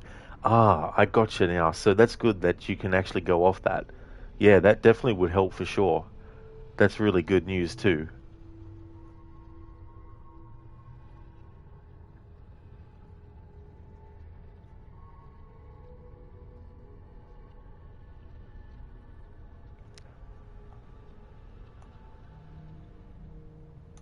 I like to point this out ever since I found out the medicine that Ezio uses, it's not actually liquid in a vial, it's actually smelling salts.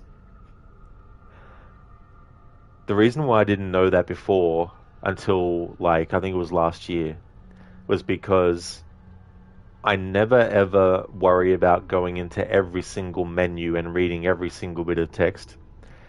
What I would normally do if I was going to read stuff would be to read like the database entries.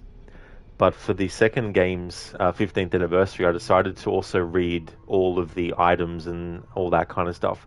And that's when I found out that Ezio uses smelling salts and not actually liquid medicine. So whenever Ezio gets stabbed, he just has a smelling salt and then he'll be fine. Whenever he potentially breaks his ankles, he just has some smelling salts and then he'll be fine.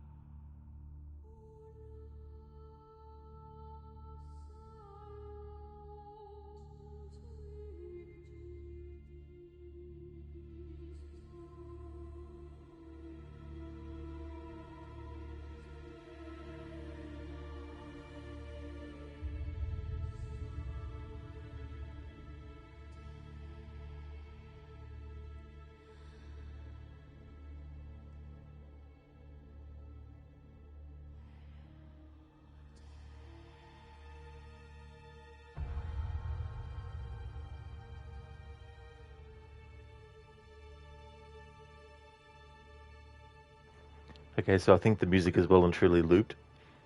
Lizzie, well, plus-size people in video games. That is true, Lizzie, yeah. Yeah, I think even in Assassin's Creed 1, although I could be wrong about that, and maybe it was 2.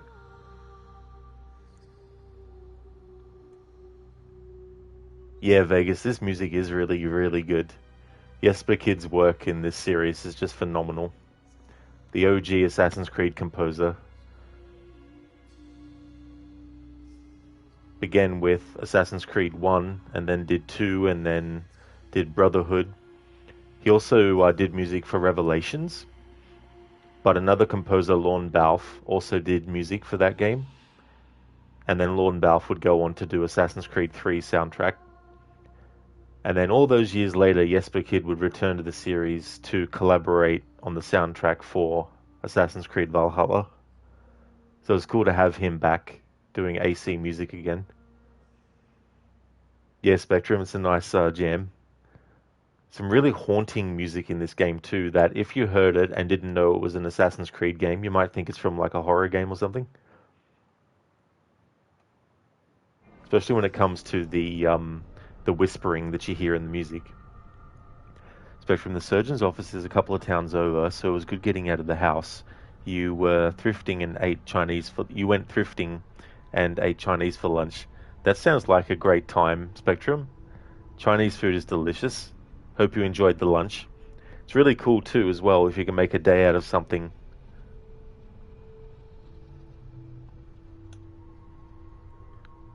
Ezio doesn't have any money? What the hell?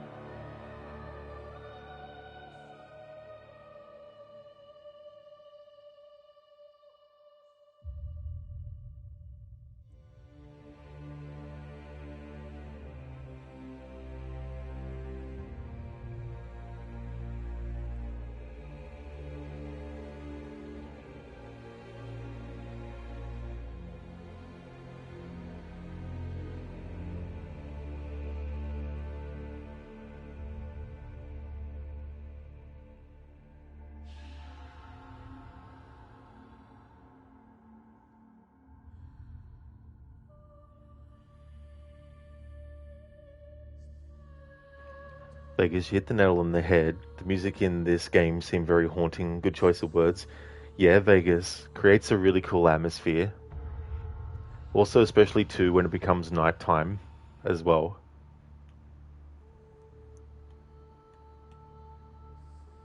Also adds a bit of a mystery feel to it as well.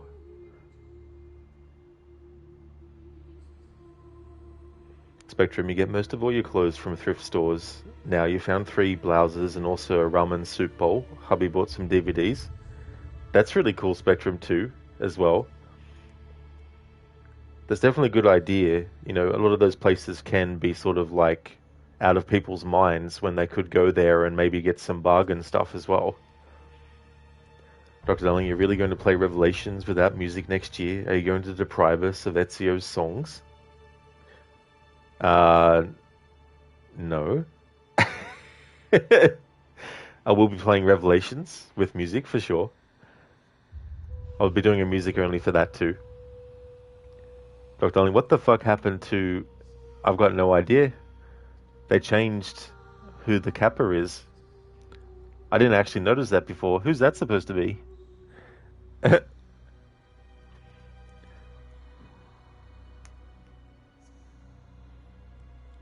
Oh, I see, Dr. Darling. Yeah, now I get what you mean. Ezio's songs when he pretends to be a bard. I got you now, dude. Yeah. Yeah, although there will be playthroughs of that where I don't, so, you know. Spectrum, ramen soup bowls have a hole in one side for chopsticks and a divot on the other side for a spoon. That's a really good idea. That's really cool.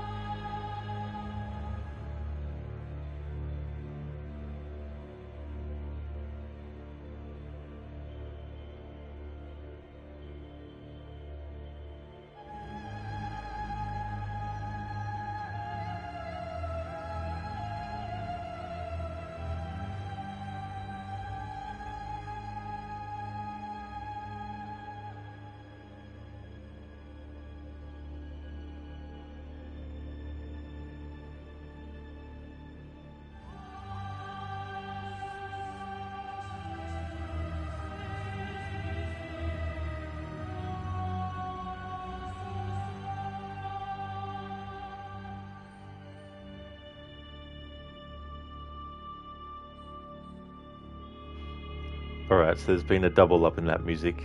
I just noticed it in the vocals. There was a da da da da da da da da kind of thing where it's overlapping each other. Where you went, where you heard the there was only supposed to be one, not.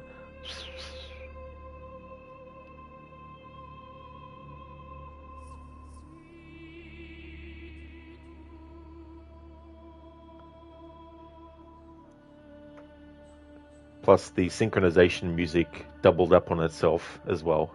So I'm going to trigger that again and just see if we can get it without it doubling up on itself.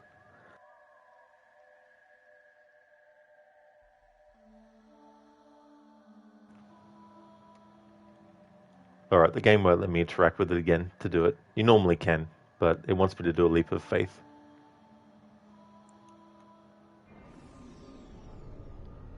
Dr. Darling could be the second game of 2026 right after Alan Wake 1. Not too sure yet. Just depends on the flow of stuff. You don't want to type that Kappa emote now. It's a Call of Duty promotion. Ah, so they changed it to like a character from Call of Duty. I got you now. Spectrum Rod, do you ever have a poll for a viewer's choice playthrough? I've never actually really done that. I've done like a community channel point challenge where I choose what game it is and what type of playthrough, and if people want to see it, then I've had like that happen where people can contribute points, which I'd like to do more in the future. But it can be tricky sometimes because some playthroughs I need to do them at a certain time to fit them in, especially when there's deadlines.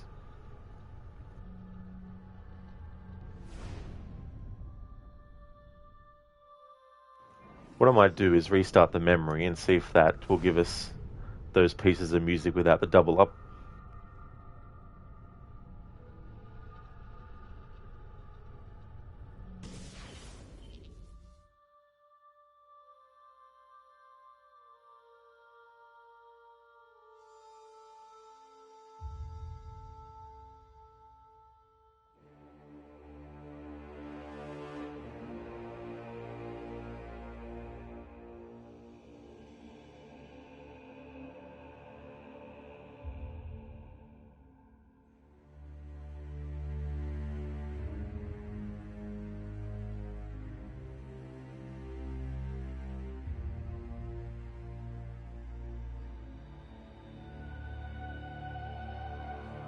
Dr. Darling contributed 5 channel points towards the whatever that is point goal for AC Rogue playthrough. There's no amount of points that would get me to play that game ever again.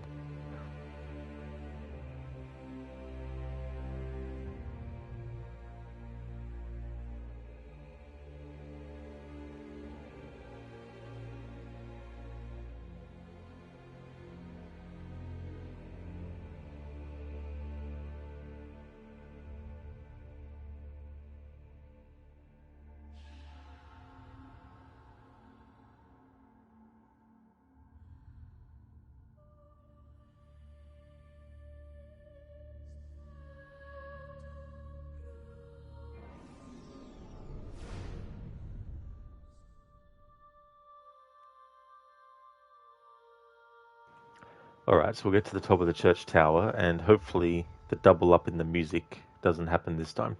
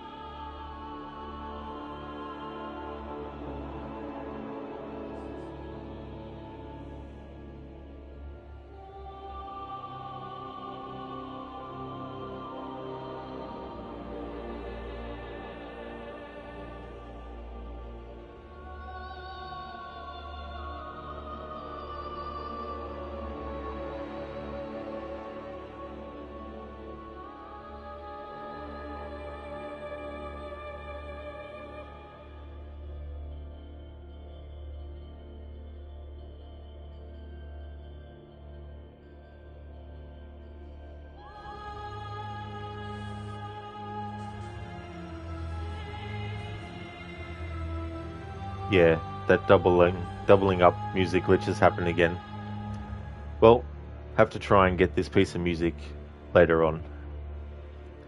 Lizzie, non-scale victory is when you have to buy new jeans because the old ones were too big. Oh yeah, Lizzie. Yeah, that's a good thing too, to mark when you know you've made good progress as well.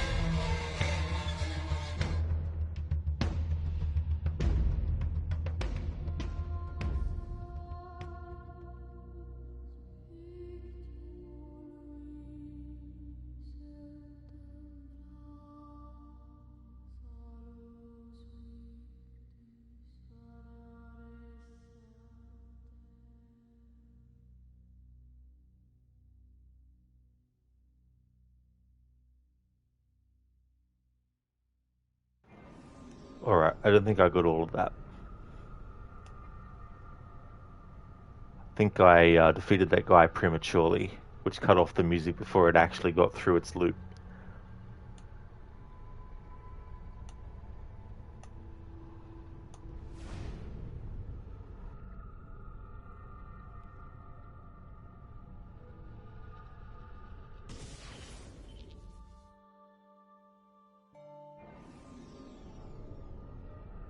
Lizzie, also when you can pull off white jeans without second guessing yourself.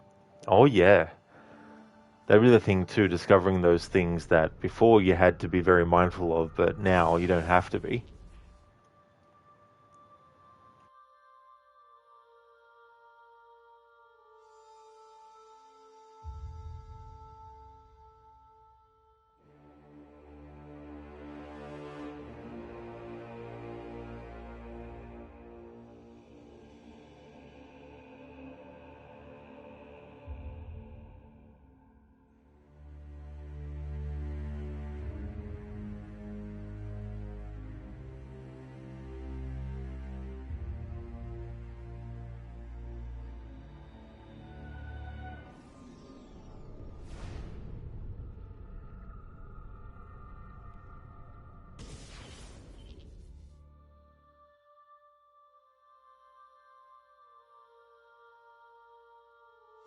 Hey there, Digital, welcome. How's things going for you today?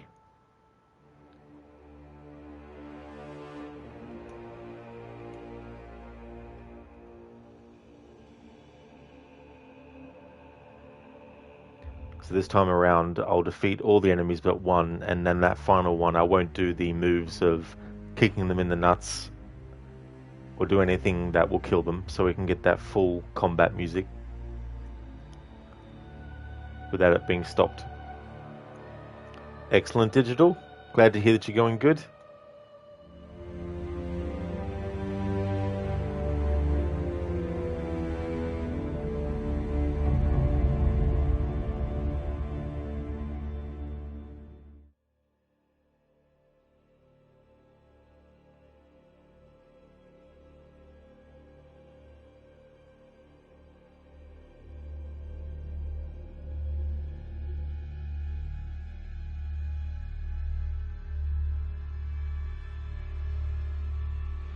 Yeah, Digital, it's all going well. Been looking forward to replaying this game and also doing it with just the music. I need to do the final part of this memory again though, because I think I cut off the combat music before it actually played in full. So now we need to get back to that point and then make sure I don't actually kill all the enemies too soon.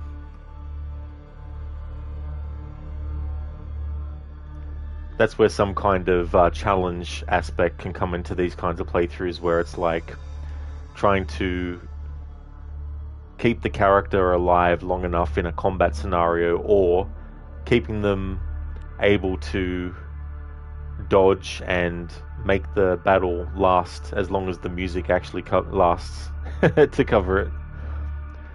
Like in Rise of the Tomb Raider, I did a music-only playthrough, and the final boss, I had to keep on going ring around the rosy around this thing, but a slight detection from him, and the music stopped.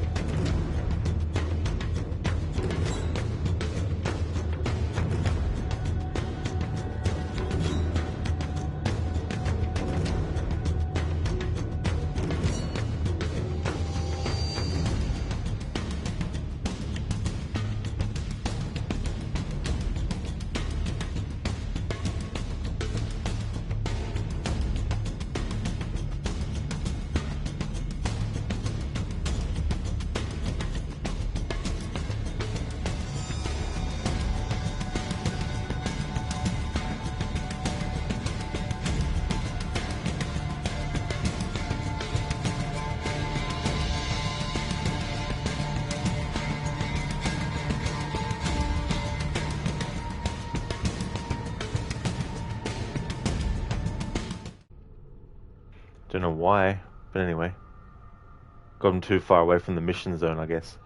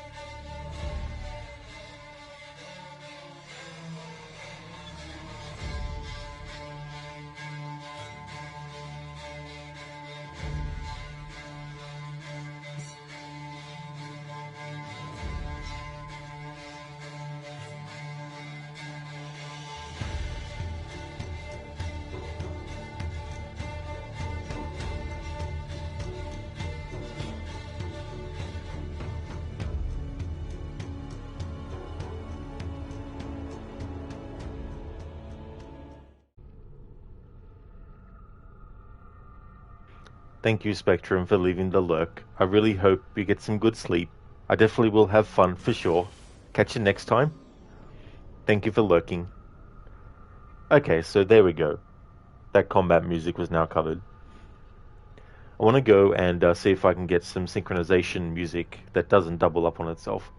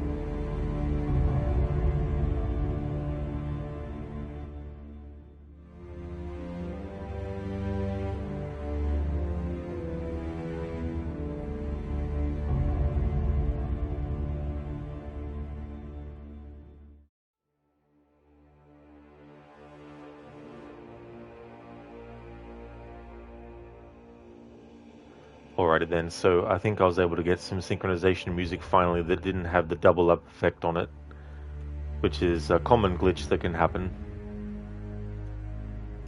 In Assassin's Creed 3 there's also a glitch where when you synchronize a viewpoint, the actual music that plays when the character is standing on top of the viewpoint but hasn't actually pressed the button to synchronize yet, that'll actually keep on playing on loop, even into other music that plays, even into cutscenes that you activate that has its own music.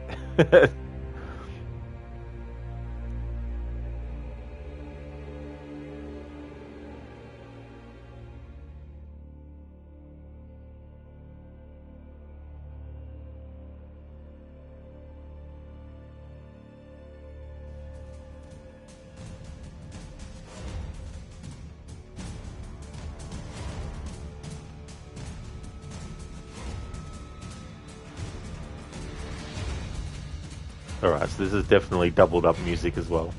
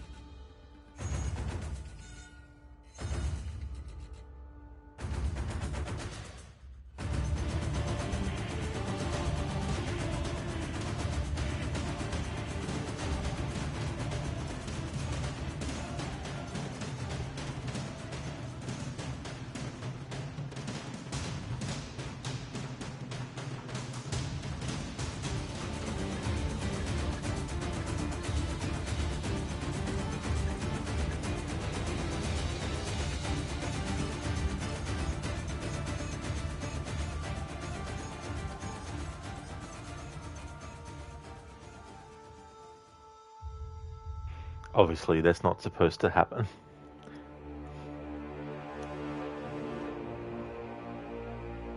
I mean, it sounds cool, but it's not that piece of music on its own in its purest form.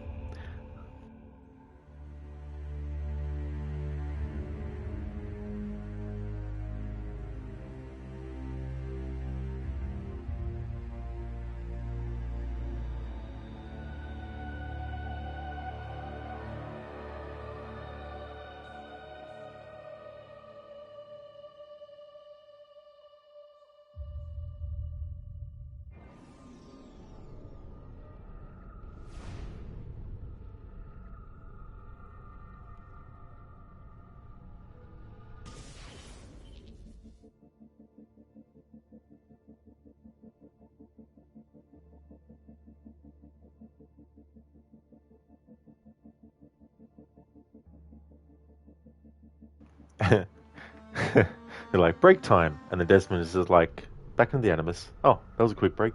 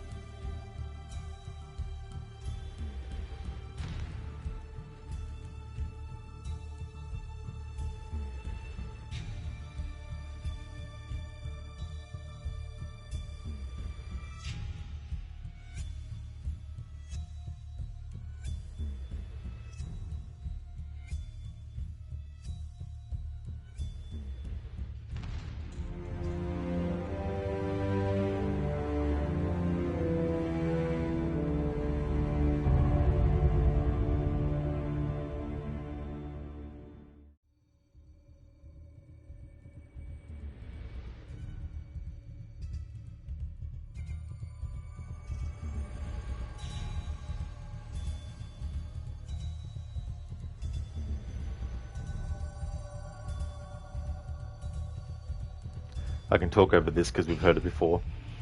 Afro Man, that's loud. It really is. I've got the total music volume turned to 10, which is the fullest. Yet there's pieces of music that actually sound even louder than that. And of course we have the double up in the music again.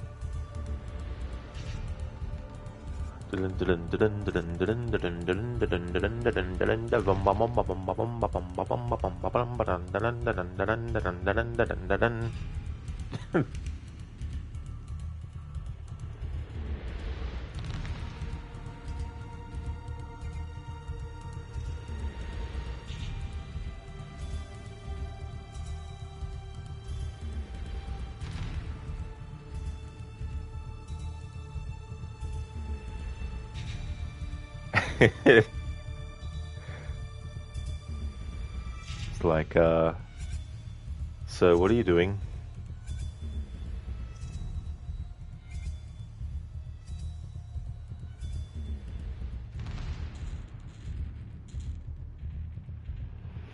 It is Afro.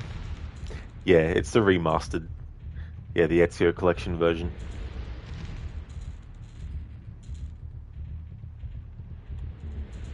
Yeah, for 10 slices of your finest pizza. Now I feel like pizza, now that you mention that.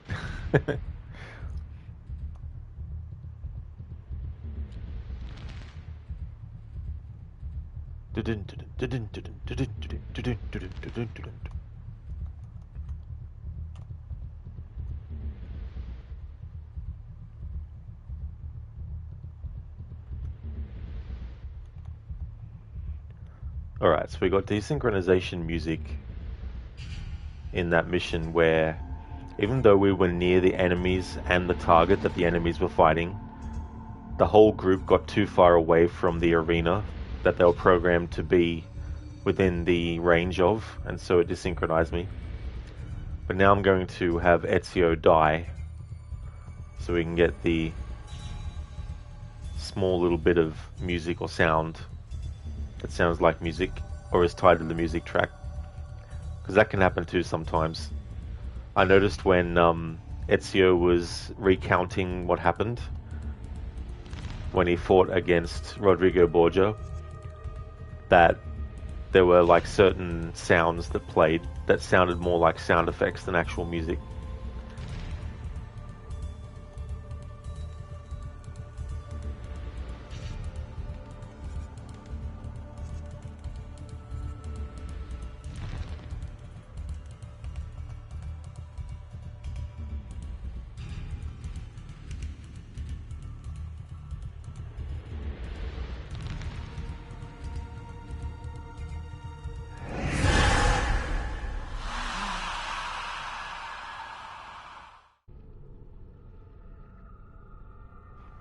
There we go. I don't know why that triggered the death version of that. Maybe in the split second when the desynchronization happened, Ezio was in midair, and so it treated him as falling from a great height.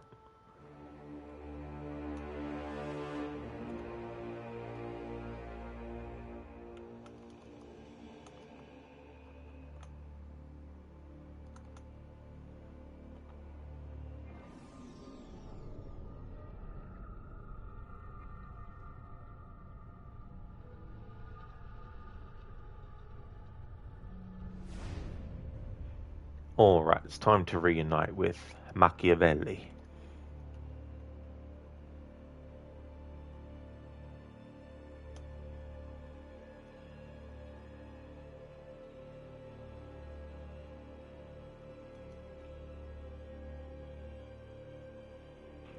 It's a shame that in this game they stopped you from being able to use the merchant stalls to do like a dive roll through when you were being chased by guards. That was something you could do in Assassin's Creed 1 and 2 as well.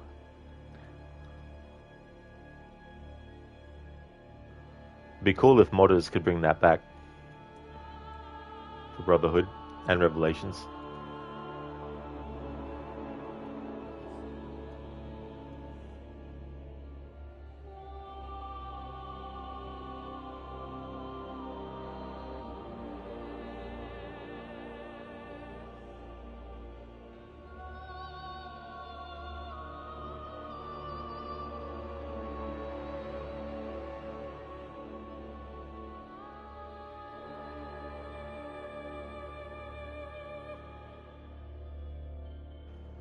After you only ever used it extensively in AC1. That's fair, yeah. Yeah. I mean, it's a really good idea to do that in AC1. To open up the distance between the guards chasing you and getting into like a blend spot. I hear that Jesus Christu was resurrected 3 days early. Yeah, Fro. I use it sometimes in Assassin's Creed 2. Cheesy, welcome. The music is beautiful in Brotherhood. It really is cheesy for sure. Definitely agree. How's things going? After you miss those sort of chases. Me too as well, actually.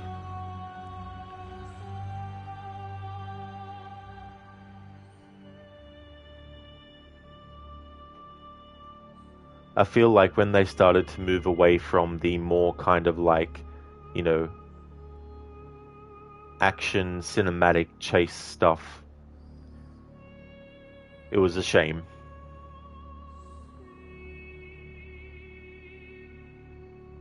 I think it's very effective. I mean, Mirage tried to bring that back when Basim is escaping the Winter Palace early on in the game. And it almost got that feel back of old AC when you'd have like chase sequences and stuff. But apparently the Valley of Memory DLC for Mirage might potentially have some chase sequences where we chase after targets. I mean, you chase after people in Assassin's Creed Origins and Assassin's Creed Odyssey, but it's not the same feeling or approach.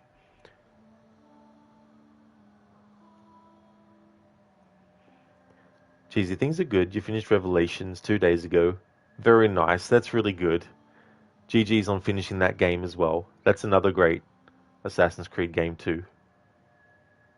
After speaking of which, you kind of hate how turned up the guards get at max notoriety in AC3, where they just keep spawning those Jaegers. Oh yeah, dude, like that's really, really friggin' annoying.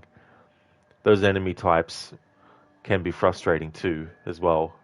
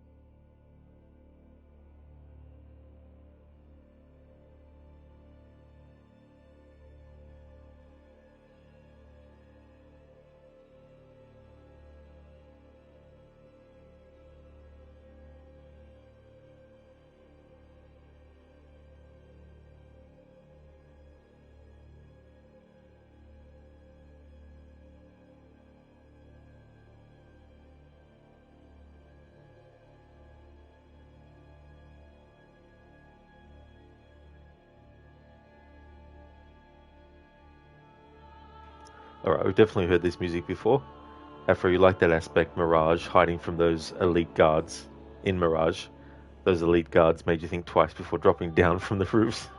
Yeah, you got to be careful when those enemies are about.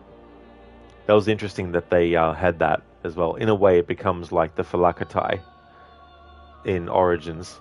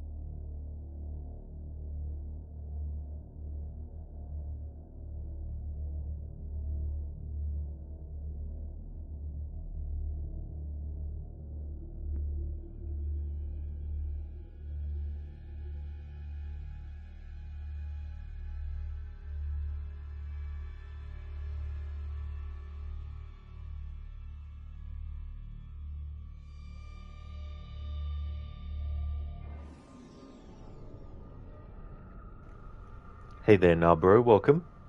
Would have been interesting to see what would have happened if you had killed Machiavelli. Not sure, to be honest, what would have happened. Why is that? What kind of things do you think could happen? Yeah, cheesy, yeah. History would crumble, causing a paradox. As his death is in 1527, yeah. No, bro, this game is weird when it comes to music. Somehow the sinister or ominous music will trigger for no reason like now. That is true, yeah. I kind of like to think that it's signifying the fact that the whole city is under Borgia control and they're very oppressive regime, and it adds a whole sort of like, sinister, oppressive sort of feel to it. Cheesy, the sinister whisper seems to be the ghosts of Ezio's past, but that's just a theory. That could be interesting if that was like a theory as well.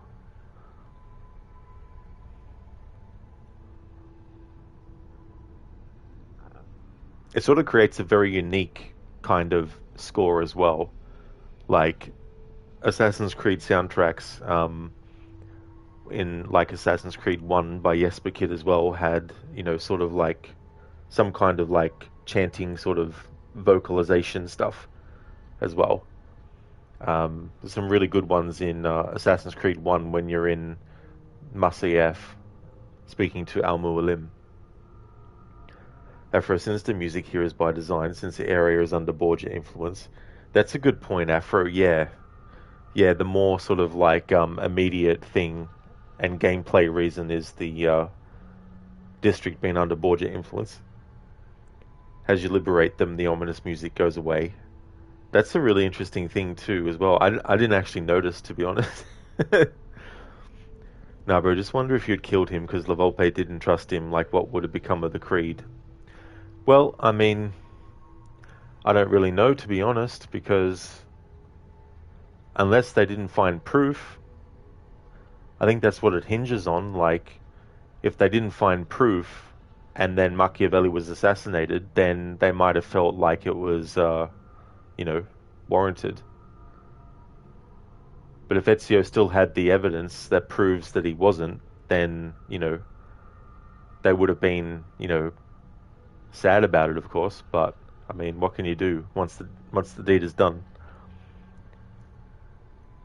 Afro, Machiavelli is not that important to the Creed. Ezio is the mentor. That's the thing, Afro, yeah. The Creed transcends time periods and it transcends just one individual and all that kind of stuff. You may be someone that says you follow the Creed, but if you don't follow the Creed, then potentially you're opening up yourself for compromising the whole order and all that kind of stuff.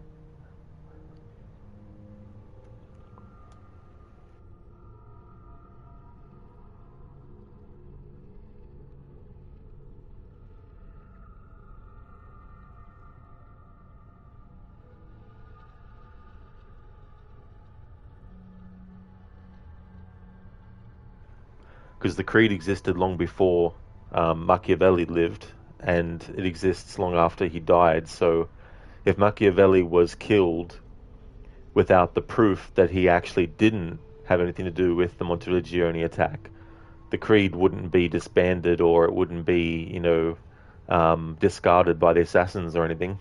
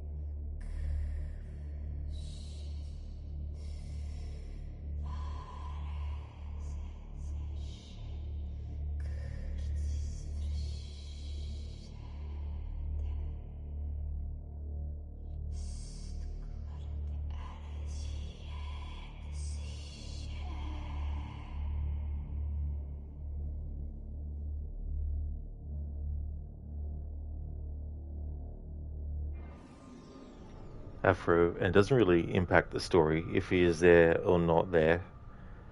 Yeah.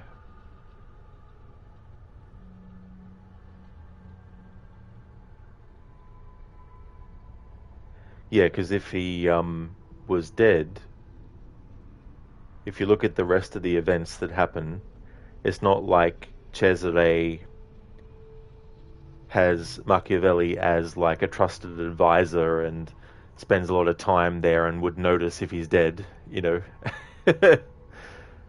in a way in which he'd be like, oh, damn, you know, one of my most trusted advisors is dead. What am I going to do? He wouldn't be like that anyway. But, geez, Machiavelli is definitely expendable. If he died in Roma, his spies be under La Volpe's control, and Ezio still continues to be mentor. That is true, Cheesy. Yeah, like it wouldn't be like if he got killed and they found out that he wasn't actually involved in the attack on Monteregione, they wouldn't be like, well, we've got to stop being assassins now. The creed's now gone. Nowhere else in the world is allowed to follow the creed anymore. Assassins are supposed to become extinct now. You know, be like Luke Skywalker from Force Awakens. You know, it would be like that kind of thing.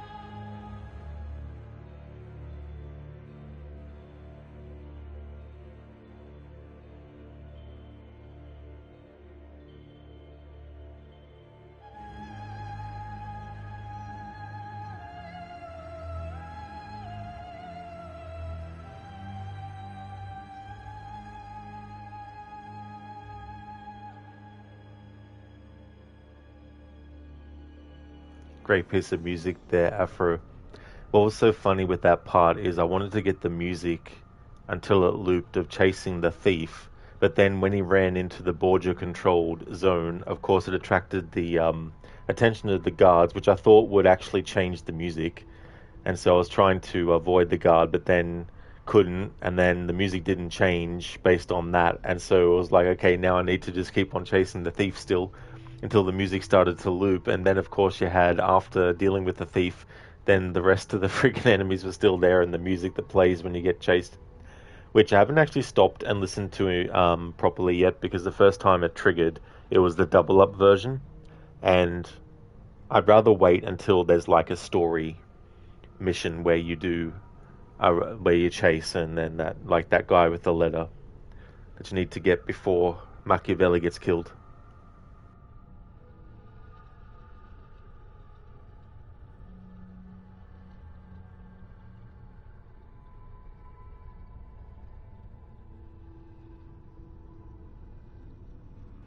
Okay, so I've reached a point in the playthrough where I want to activate a couple of channel point redeems.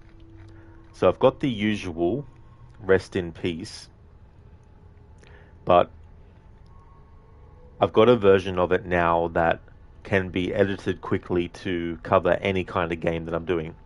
So the rest in peace Lara is currently for Assassin's Creed Brotherhood, the Requiescat in Pace. So redeem this and Ezio will accidentally die. That, of course, is separate from doing a leap of fail. So I still want the leap of fail to be something that can be done.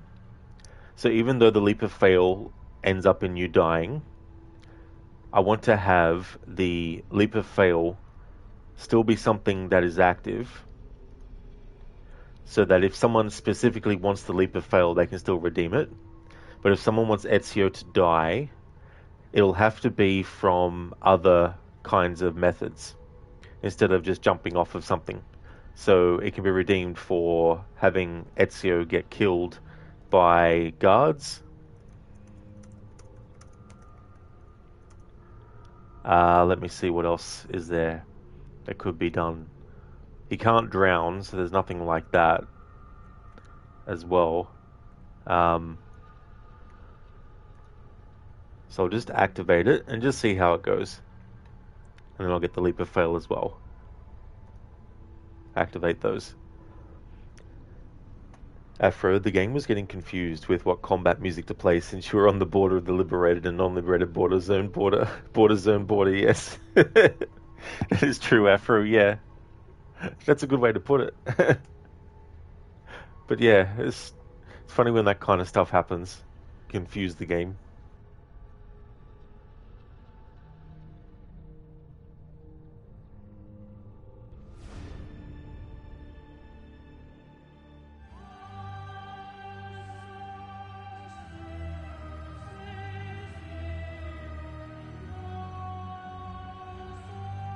With the Subject 16 puzzles, I want to do at least one of them on stream in this playthrough to get the music in it, but for all the others except for the final one, I want to do them off stream, for the simple fact that the music will be the same for all of those. But I want to leave the final one until stream, because obviously that leads into the part where Desmond is, you know,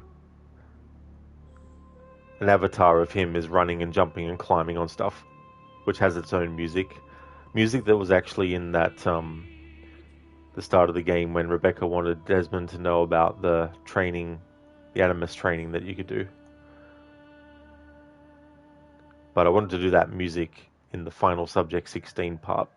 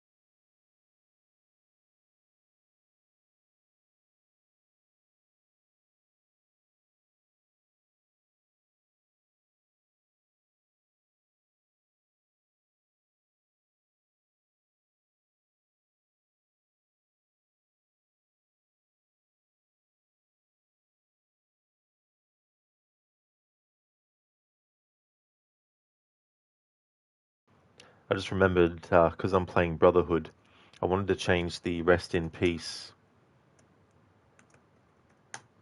command to have the BTTV Ezio Brotherhood emote that I've got instead of the Revelations one, which I had before.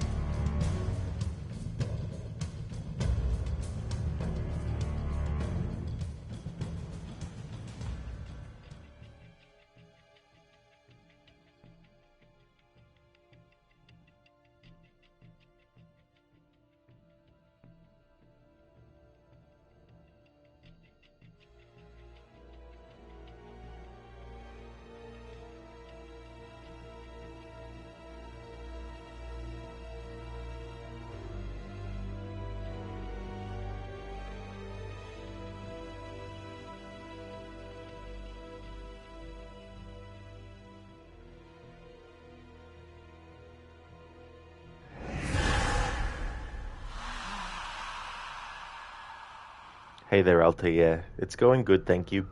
Doing a music-only tribute playthrough. How's things going with you? Hope things are going well.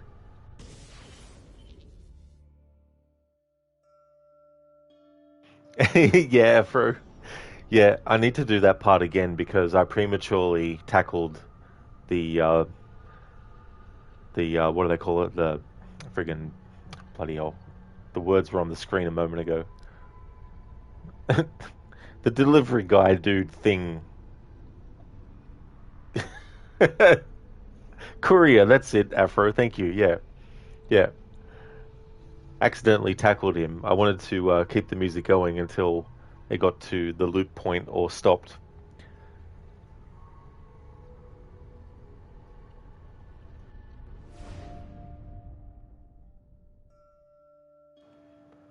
Any missions that I need to replay for the total sync, sometimes I might do it after I fail it. Other times I'll just, well, I mean, after I fail and then the mission is finished, I might go back in straight away and do it. But sometimes I might just go back later and do it. Just depends. But in terms of having the music playing full, I'm going to do that part again. Oh, nice, Altair. Glad to hear that you're going good. Thank you for the lurking. Appreciate that a lot. I hope that work goes well for you.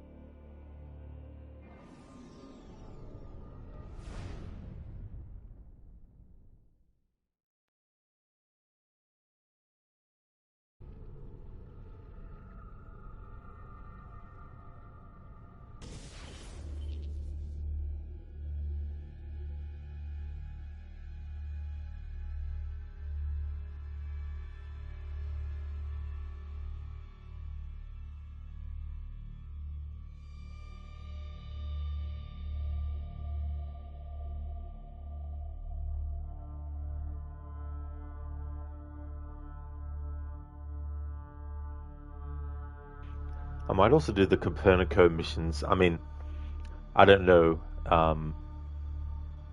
if they reuse a lot of music from other parts of the game, but I'll still do that anyway, just in case. So this will be like a, what, I guess, not 100% playthrough, because I'm not doing all the guild challenges and all that kind of stuff. And I'm not getting 100% total sync. I just need 75% to be able to do the Cristina memories. Altair, you love the story from Ezio. Nice games. Me too, Altair. I don't blame you. Some great storytelling. Plus the settings were really cool.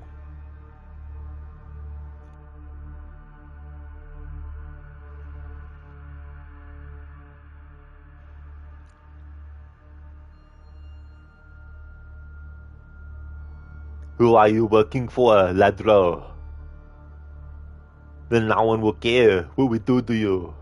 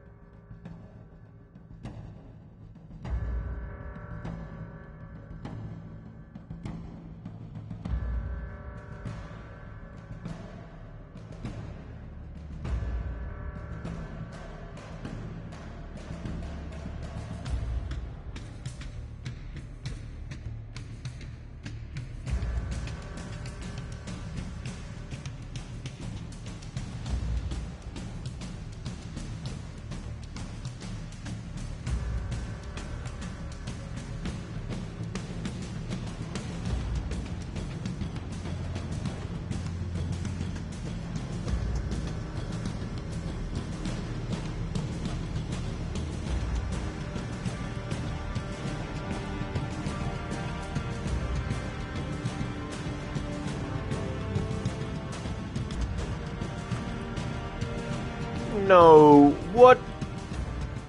Why did that count? Why did that count as tackling the guy? I didn't even fucking tackle the guy. What the hell? I didn't tackle him.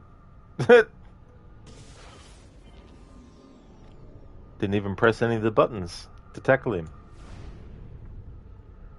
Afro, speaking of optional objectives, one of your friends has only played the RPG, the AC games, or mainly Odyssey, because Greek pretty, so suggested them to play the earlier games. They got up until Brotherhood, but really started to struggle with the kill chain optional objectives. Hell, even the Subject 16 puzzles started to get them. So he started to think you and others just that adapted used to the quirkiness of the older games. That's a good point, actually.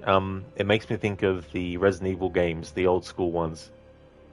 Because when you play games as they evolve, you get used to how they play, and so you get that muscle memory. So when you go back and play them, even if it's been a long time, once you get used to them again, they feel comfortable. Yet for people who just jump into them years and years later, it might be a bit of an obstacle. It might feel weird. It might feel clunky. It might feel janky, you know.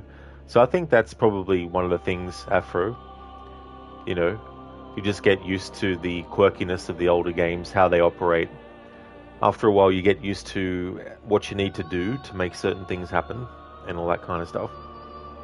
That's still cool, though, that they at least went back and tried the older ones as well to see if they could get into it. And if they did AC 1 and then 2, and then, you know, with Brotherhood started to struggle, that's still pretty good, though.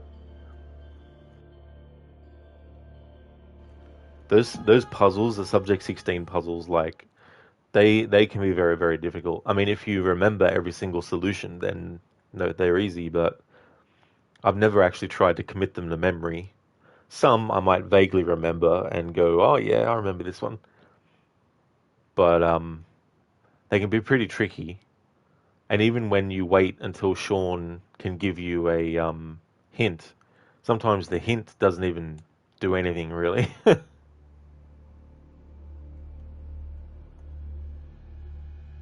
Okay, so we'll try this again, and this time when we're chasing the courier, I'll stay as far back away from them as possible, and wait until they make the first move, and then just follow, and then rinse and repeat until that music is covered in full.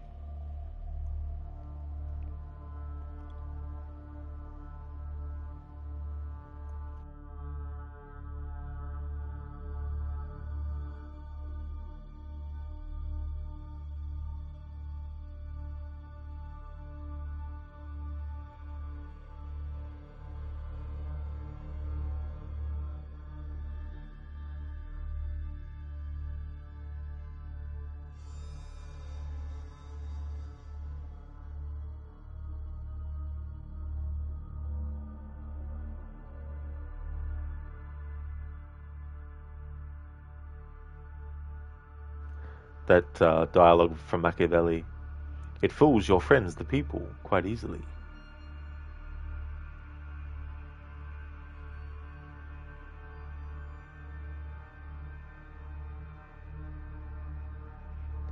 I think Machiavelli as a character provides a bit of grey area with things in this game because he's observing the nature of reality and just basically acknowledging it for what it is, but it doesn't mean he's agreeing with it or supporting it. It just is that he perceives it to be what it is and doesn't try to pretend that it's not what it is, you know.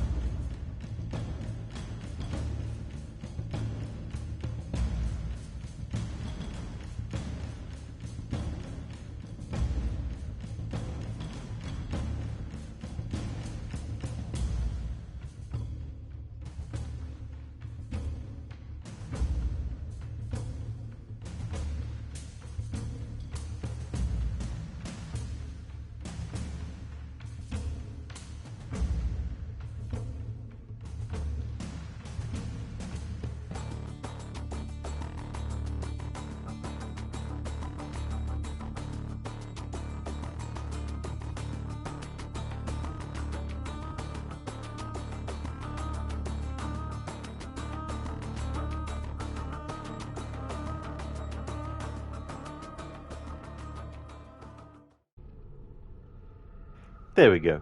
It switched to a different piece of music, but I can cover that at another point. Alright, finally got that music when chasing the courier to be played in full.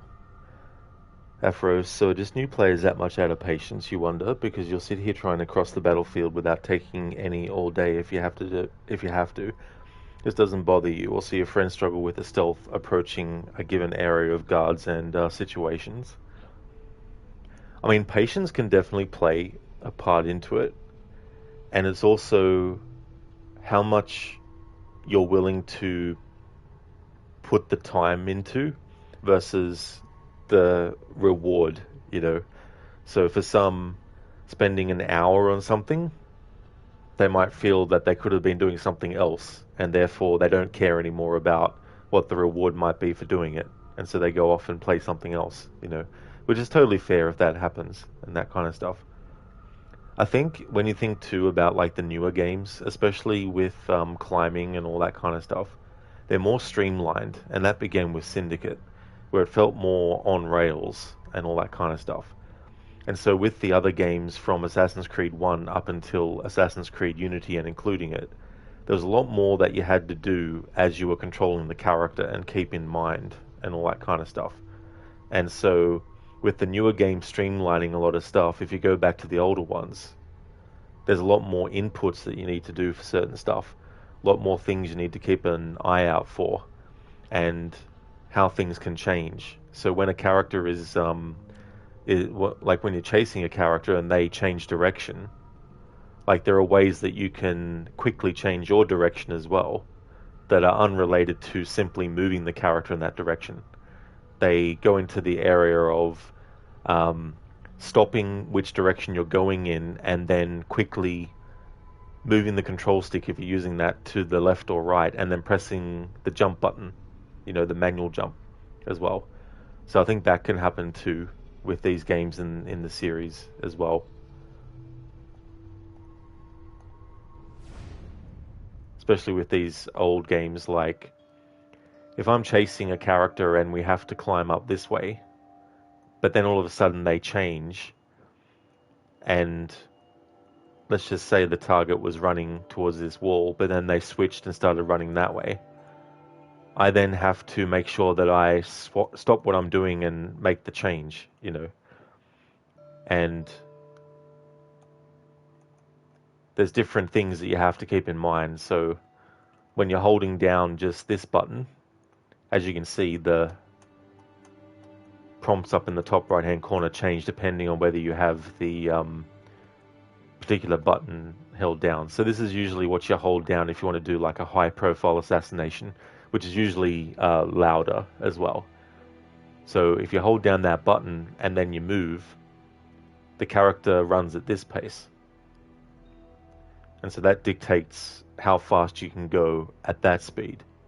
But then if you want to actually sprint, you need to then hold down an extra button. And when you've got momentum going when chasing a character, if you've held down all those buttons, then the character will automatically jump off the edge.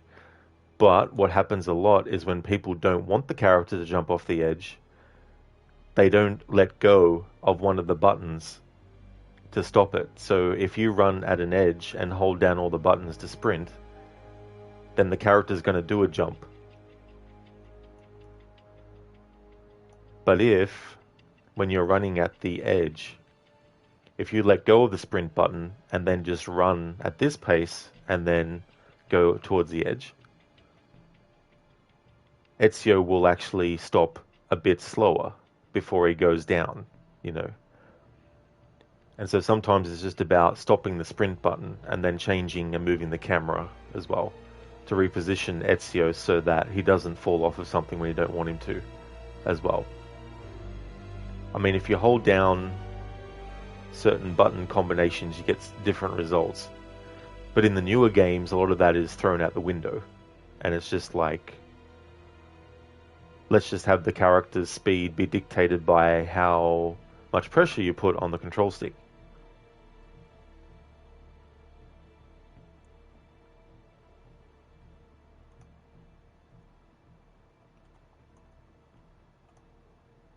Then there's camera angle changes as well that can happen. In some parts, the camera can just change when you're about to make a jump, or rather, you've made the jump, but visually you might get disoriented because the camera just switches to a different angle, and it makes you think that maybe you've pressed the wrong button or your character's going to die or something.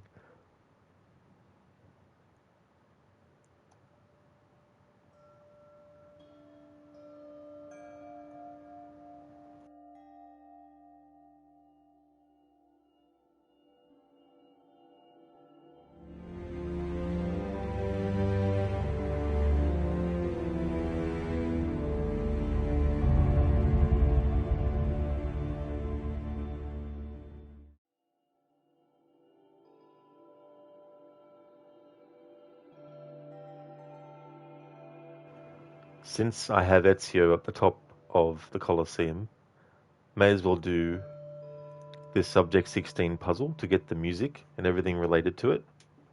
I'll do one on stream today, and then between streams I'll do different puzzles, but then I'll leave the final one until stream again, because then I can catch the music in that part. After all, so the early games are deceptively linear. The games are technically open world, yes, but there's really only one correct way of playing the game and mission. That's true, Afro. That's a good point too, as well.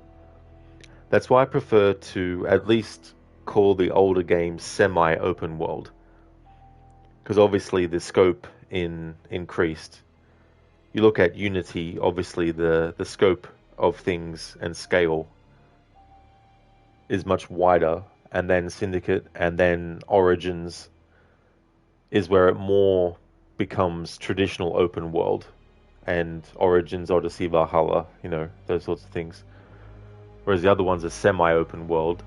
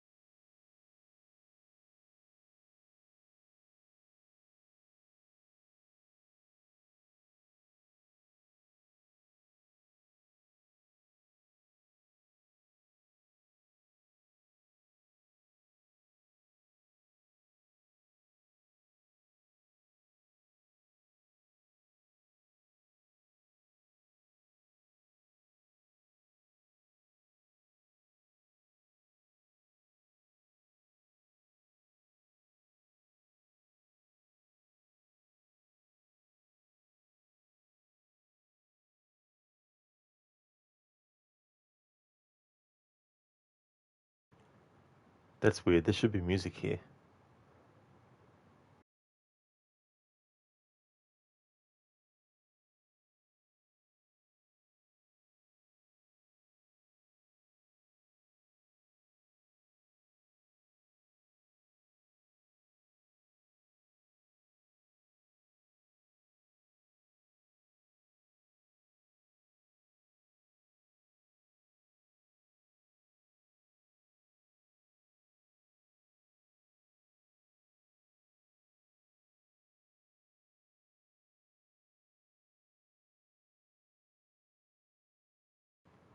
Never mind, I know what's going on.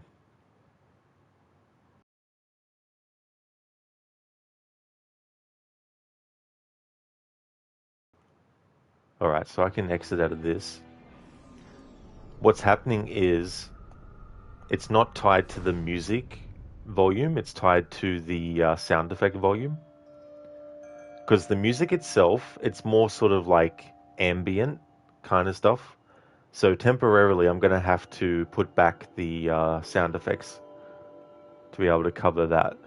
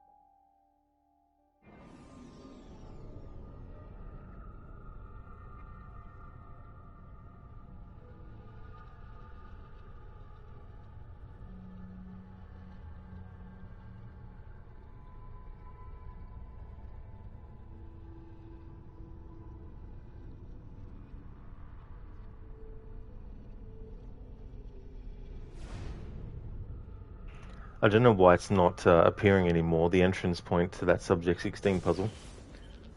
Afro, you really couldn't get this point across to them, or maybe the idea of an open world game being this restrictive was foreign to them. Maybe. I mean, I could see why.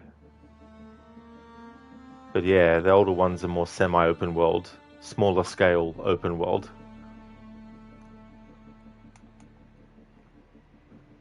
Nah, bro, when you have to pee so bad, but the plumber says you can't use the toilet till tomorrow, so you have to get creative. Oh no, so how many hours away is that?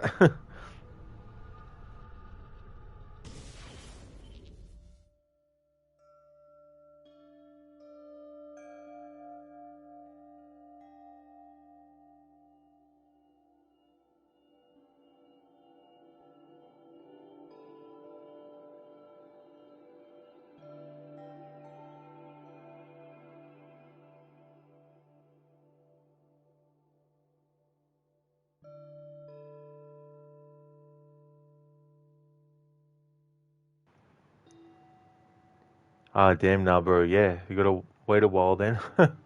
Damn.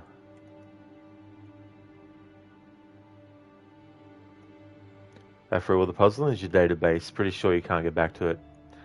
It's so funny, because I swear that once you exited out, you could go back that way.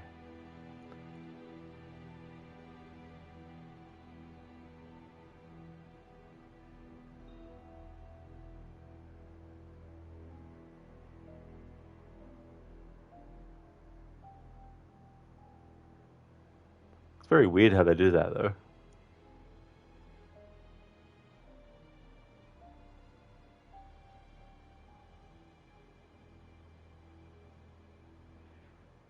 Oh no, that'll still be fine, Afro, because it's more just the actual ambience before you interact with the square. But I'll just have to put the sound effects back on because it's tied to the sound effects stuff. Yeah, Afro, that's fair enough. Yeah, once you exit out, you can't do the walking up to the cube thingy before the puzzle. Oh, really? Oh, that's stupid. It wouldn't let me get out of it before that point.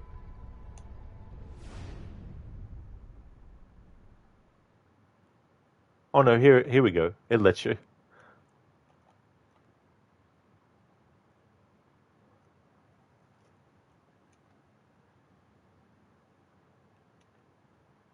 So what I'll do is exit out of this again, and then I'll put the sound effects back on so I can get the ambient music that's in this.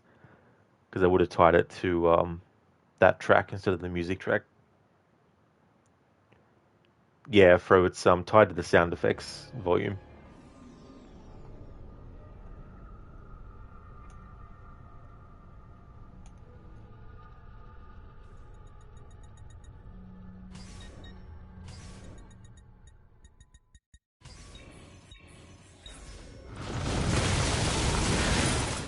Sorry, that was pretty loud.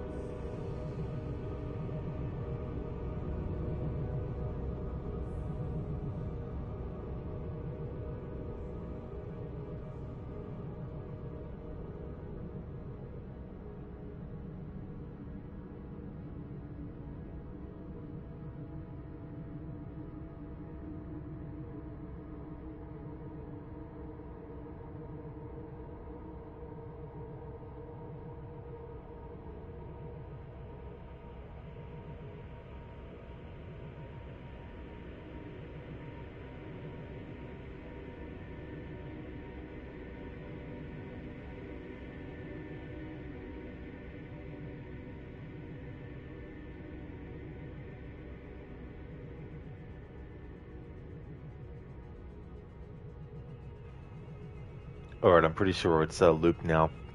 Yeah, Afro, that part that you mentioned, slow tech notes, so much like Tron Legacy, the do in the background. Yeah, I think I recognized the part that you meant.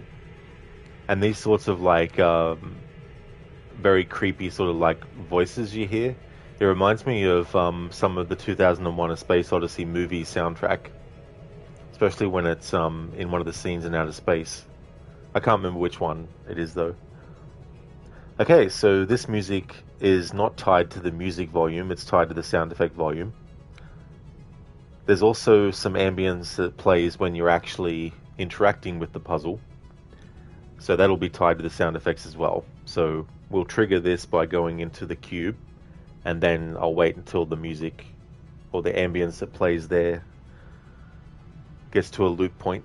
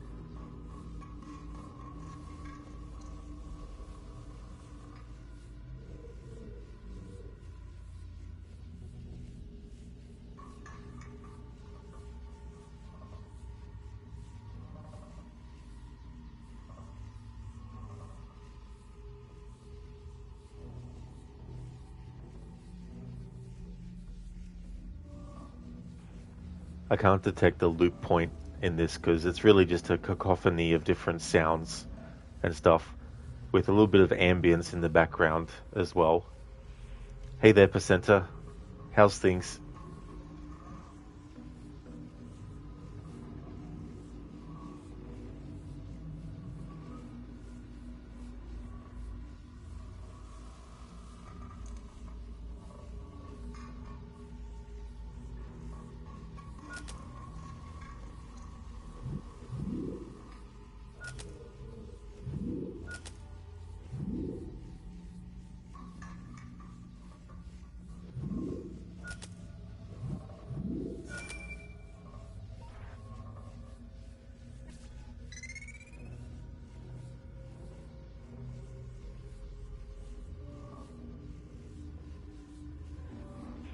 Lizzie didn't even know there was music. Yeah, they tied what you hear before you interact with the cube. They tied that to the sound effects volume, not the actual music volume. So I had to put that on temporarily for this puzzle type. But then when you actually get into the puzzle itself, there's also some ambience you can hear amongst some other sounds and stuff. But when I finish this puzzle, I'll go back into the options and put the sound effects off again and just the music track on.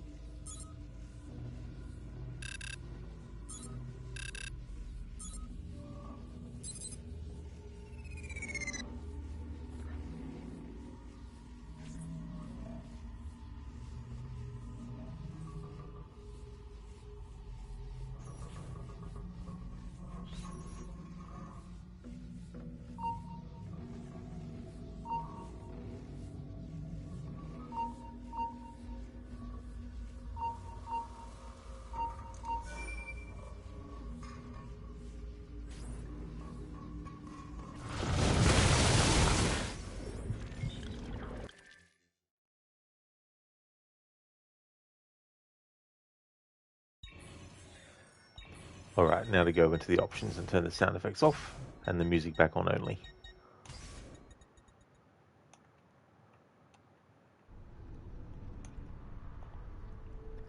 Lizzie, thank you very much for the 5 years, 11 months, 29 days, and 11 hours of followage. That's crazy. Thank you very much. Can't believe that. Almost 6 years.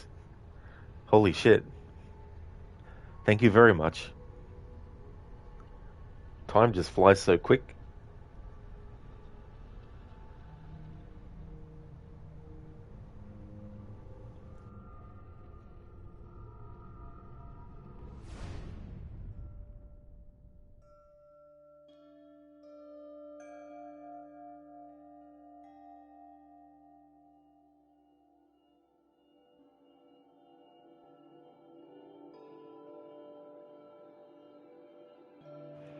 Lizzie, yeah, you didn't ruin your streak by not being able to watch. That's true, Lizzie, yeah. Yeah, no, it still keeps track of your followage, even if you haven't been to the stream for a while. It's only the watch time that will sort of like stop at the last time you were in stream, which is fine, that's okay. Even someone has a watch time of, only a few seconds is appreciated.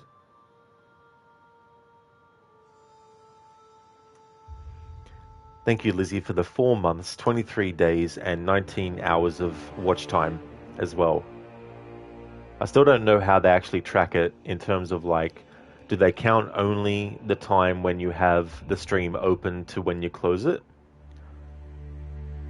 Or do they only count it if you've got the screen active in your tab?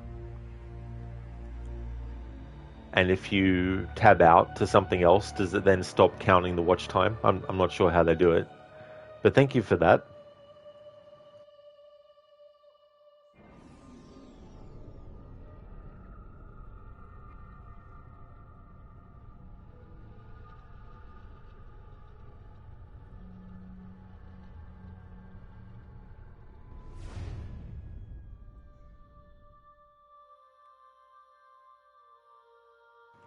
What I might do after I synchronize this viewpoint is, well, not this one. I won't be able to get to it yet.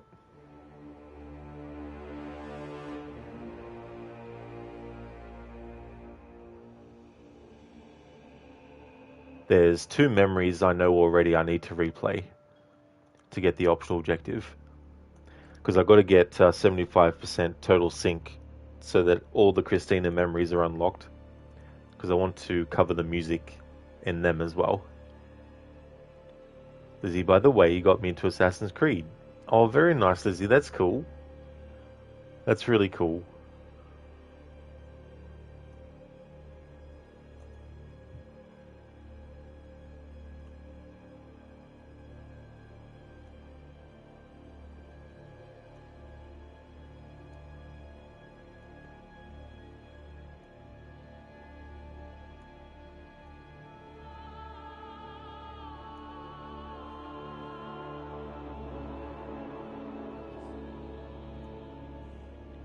Hey Percenter, their third trilogy is on Game Pass. The only one you have interest playing though is AC2. Haven't played it in 15 years, so might run through it again for nostalgia reasons. I mean, that's definitely a good reason, Percenter. That's definitely a while. It's always interesting when you go back to a game you haven't played for a very long time. That was how I felt when I played Secret of Evermore the last time I played it, because it had been, I think it had been 18 or 19, maybe 20 years since the playthrough before that. And it felt surreal. Yeah, it would have been 20 years, because I played it in 2003, and then I didn't play it again until 2023.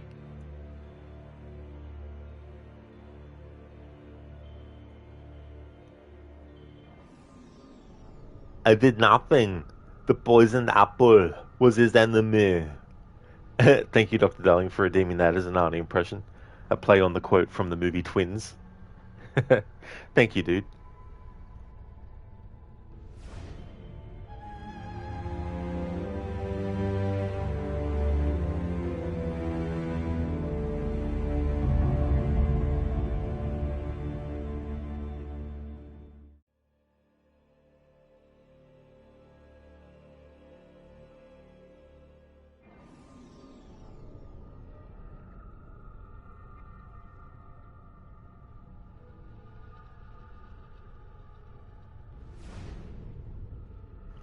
Alright, so I'm redoing this not for any music reason, just for getting the full sync.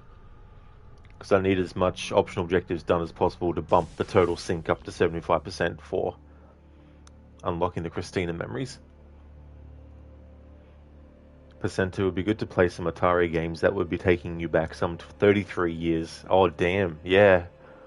That'd feel quite weird too at points as well. But then there'd be a lot of stuff that might flood back to you as well. Lizzie, you got a friend in the Black Flag and he loved it? Oh, very nice, Lizzie. That's cool too. That's awesome. Yeah, it's good when that can happen. When you introduce a game to someone and they end up really enjoying it. That's cool.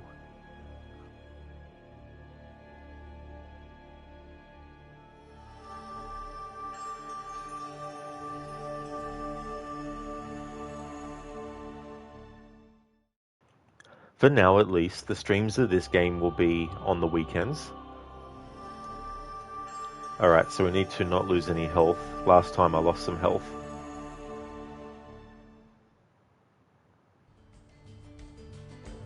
We've already heard this music, so if I want to say stuff, I'll talk over it.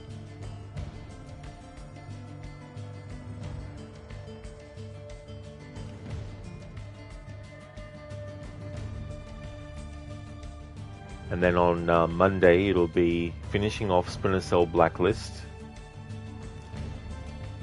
And then on Tuesday, the Valley of Memory DLC for Mirage comes out. So I want to stream that. And then on Wednesday, I'll be jumping into Deus Ex Human Revolution. And that'll cover Wednesday and Thursday. And then Friday will be Shadow of the Tomb Raider to finish that off, because I've only got a few missions left in that. And then once Blacklist is finished, and once Shadow of the Tomb Raider is finished, I'll then be moving the Deus Ex streams to be Mondays through to Fridays.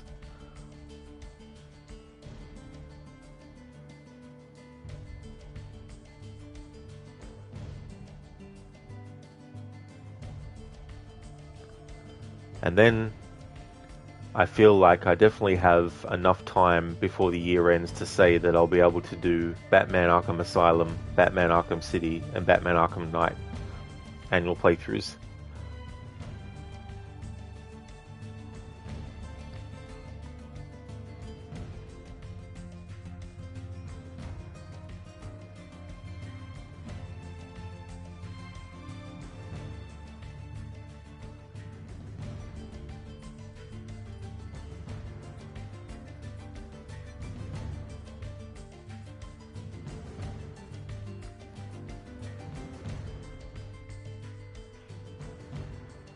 There we go. Last time I did that memory, I was covering the music for when you chase the guy, and then he ended up going into the Borgia zone, and then guards started chasing after Ezio, and so I had to keep on running until covering that music, and in the meantime, Ezio took damage. Alright, so we now have that memory redone to full sync.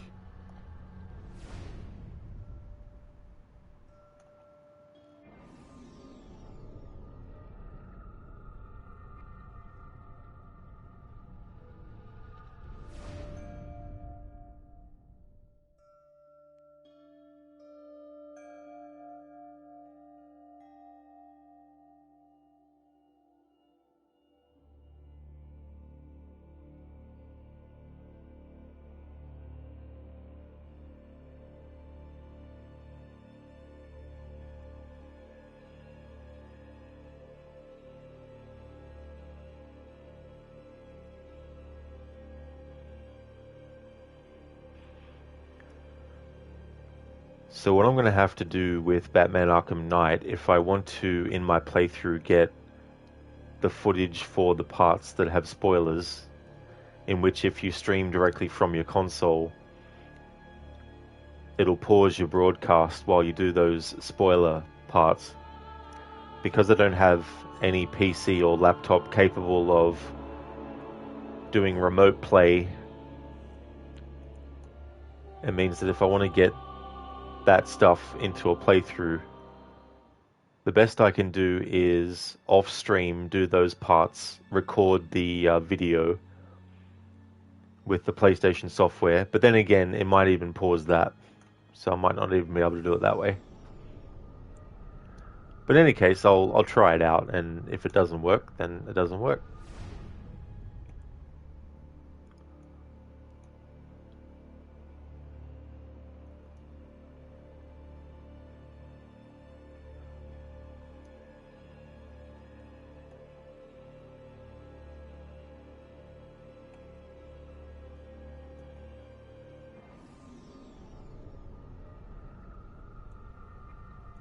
Alright, so it's still pretty restrictive what we can do at the moment, so I'll finish out this memory sequence, and that should give me some more viewpoints I can synchronize.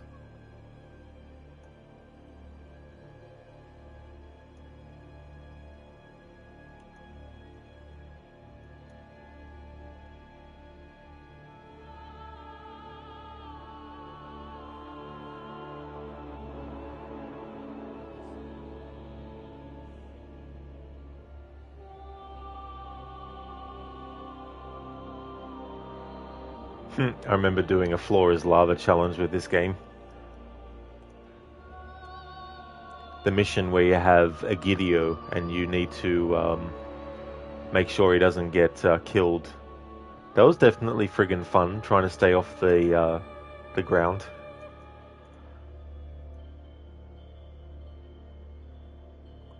Took so many attempts.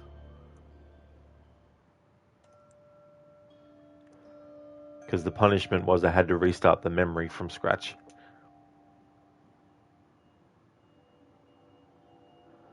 But there's still Assassin's Creed Unity. The floor is lava challenge with that was crazy, and the mission where you have to chase the ferry or the boat that's got all the grain on it, and you're not allowed to touch the water for the optional objective.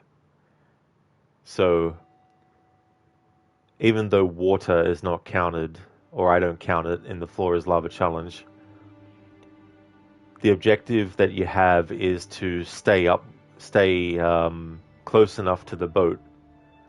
And I'm not just talking for like the optional objective, but there's an actual timer that if you get too far away from it, it'll tick down. And so Arno's not fast enough of a swimmer to keep up with the boat and be able to make sure that timer doesn't count to 0. So I tried as much as I could to get through that part by staying off the ground, but then I had to actually make an exception where I was allowed to touch the ground only if it was covered with water, with shallow water,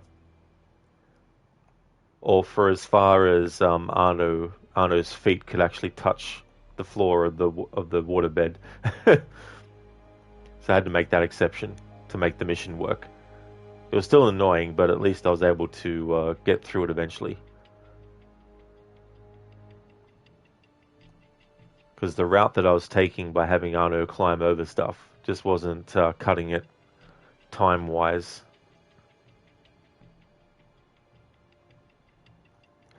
The most finicky one was Liberation, especially in the Bayou. It was pretty much like, okay, so the rules count, now they don't. Okay, so the rules count now, now they don't. Now they do, now they don't. Based on the terrain, because there'd be some points where it's like, well, there's no way to actually get from point A to point B without touching the ground. Or at least touching, the grass and stuff.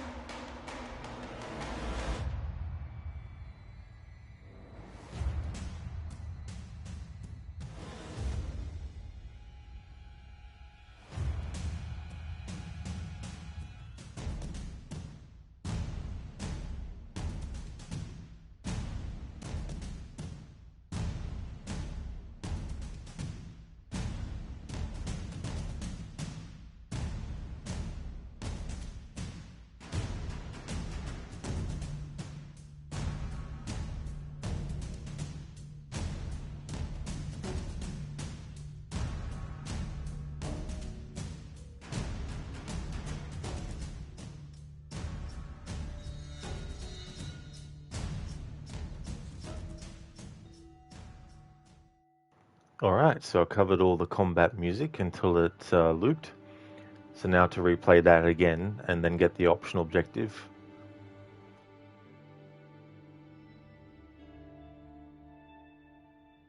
That's an example in a music-only playthrough where I want the music to play in full, where in a combat situation, having to make sure that I either don't kill all the enemies too quickly or they don't kill me too quickly, at least before the music gets to the loop point.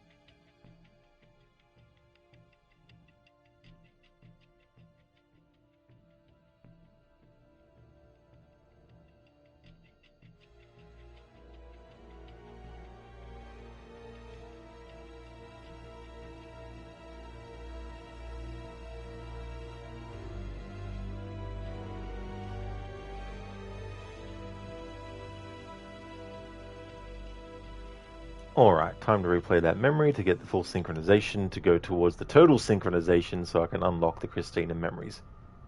There. Surprised I said that in one breath without flubbing it in the words.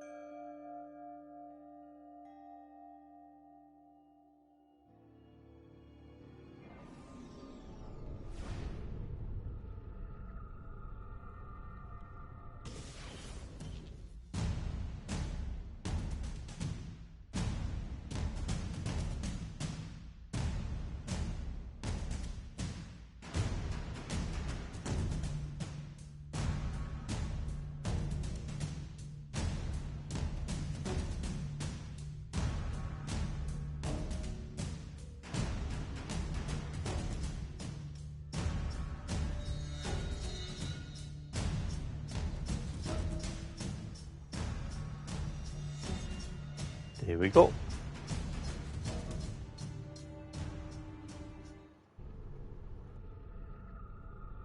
Aw, the game wouldn't let me loot those dead bodies again. I guess I don't want to have players use that as a farming point.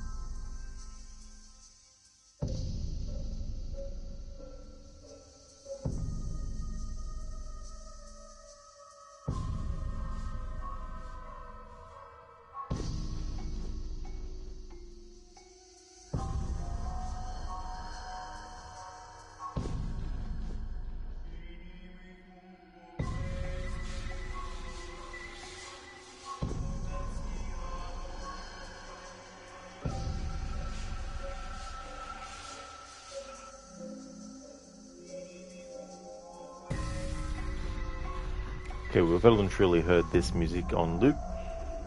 Dublin Papi, thank you so much for the follow. Thank you.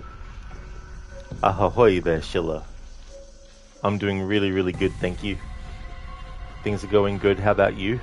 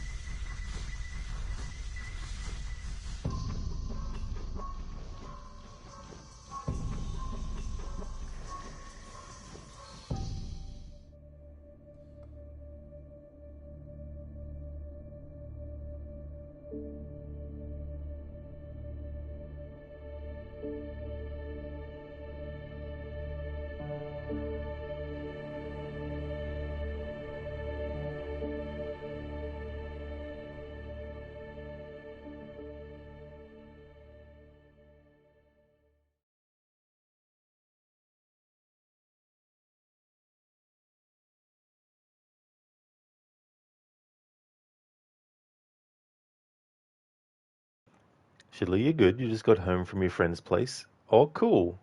That's good, Schiller. I hope you had a great time.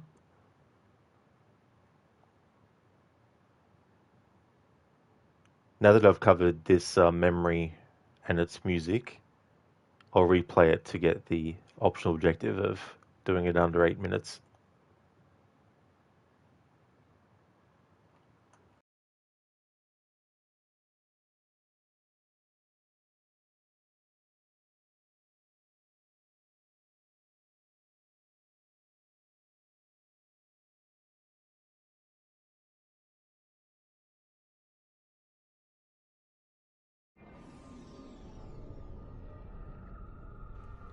Schiller, it was fun. You were there because he defended his PhD thesis. He successfully did so and he got the degree. Oh, very good.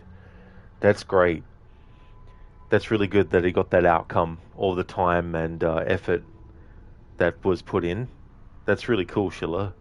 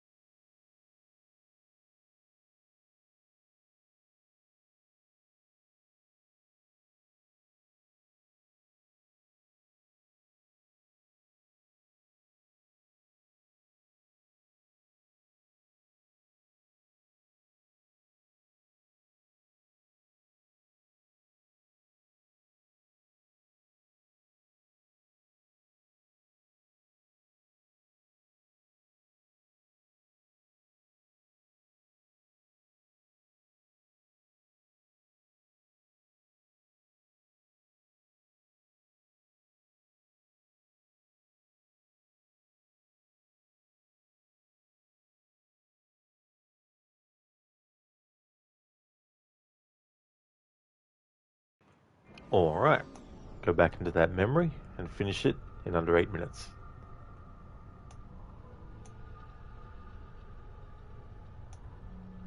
Oh, there we go.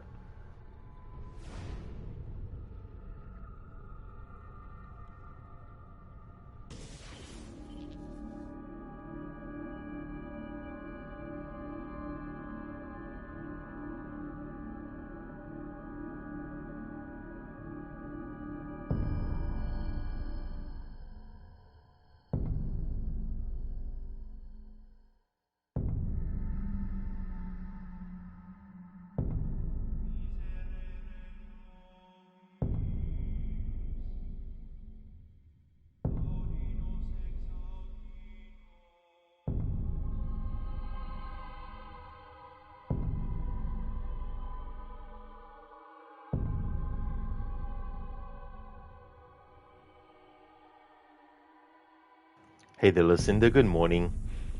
How's your morning going? Brotherhood is coming along well. Just need to redo this memory to get the optional objective because I also want to cover the Cristina memories too with the music. And I'm also doing like the Subject 16 puzzles. I've already done one to cover the music, but I'll do the other ones except for one off stream. And then the final part of that whole thing I can do on stream because it has its own piece of music. But yeah, it's going really well. Still very early in the game story, but that's to be expected with this kind of approach. But yeah, it's going great. How's things with you?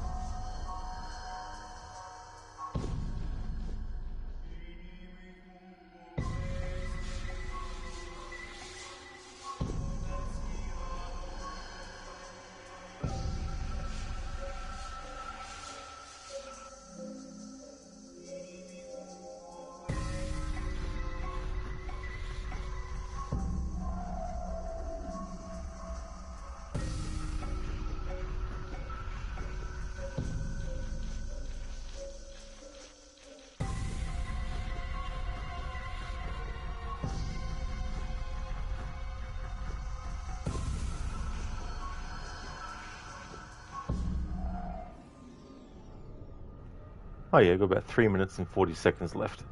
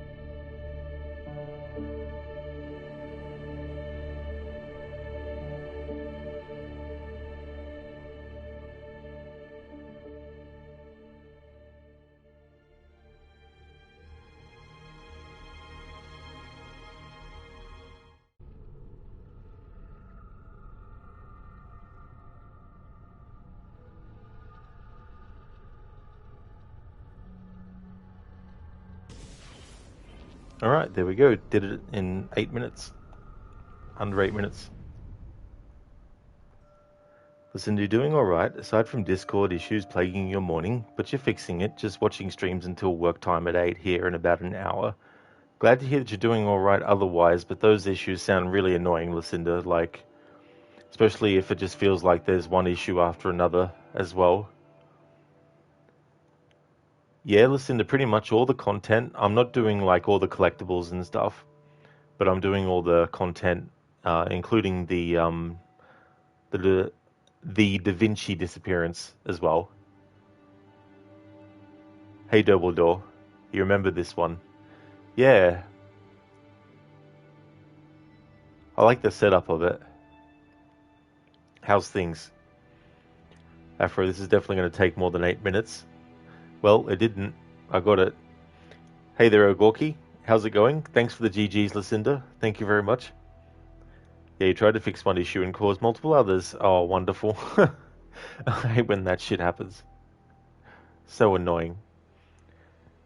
Yeah, I've even done one of the Subject 16 puzzles on stream. I had to change the volume settings so that the sound effects were on instead of the music, because the ambient music in those particular sections was actually tied to the sound effect volume. I won't be doing all of the puzzles on stream, but I will be doing the final part of that whole scenario on stream, though, because it has its own music.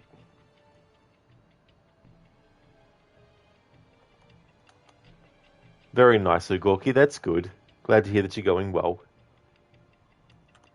Lucinda, it's so weird when devs decide to do that. Like, why only some?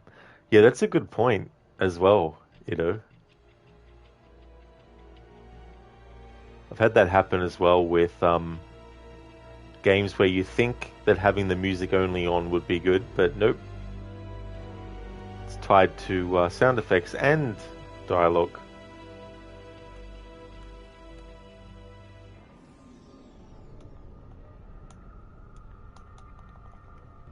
Afro, speaking of annoying, just you have to do the naval missions in AC3 now. Aquila done drunk all your money. Yeah, those can be fun. Especially that Giant in the Storm one where you have the 3 big man of wars and you need to destroy each one by revealing its weak spot.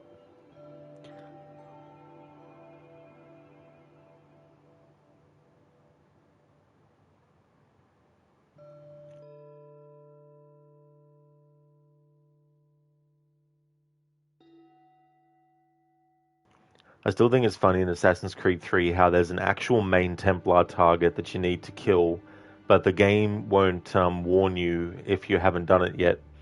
And you can pretty much do all the other assassinations without having to do the assassination, because it's related to the naval stuff. Afro, yeah, you're not looking forward to it. I do not blame you one bit for not looking forward to it. That is for sure. Thank you, Ogorki, for redeeming a leap of fail. Thank you.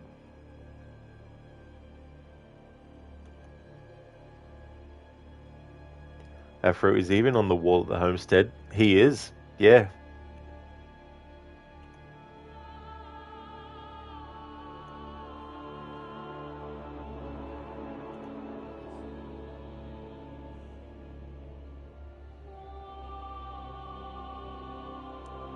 I mean, maybe they did that because they felt that if players didn't really like the naval, that they wouldn't have to do every single naval mission. But still, it is funny.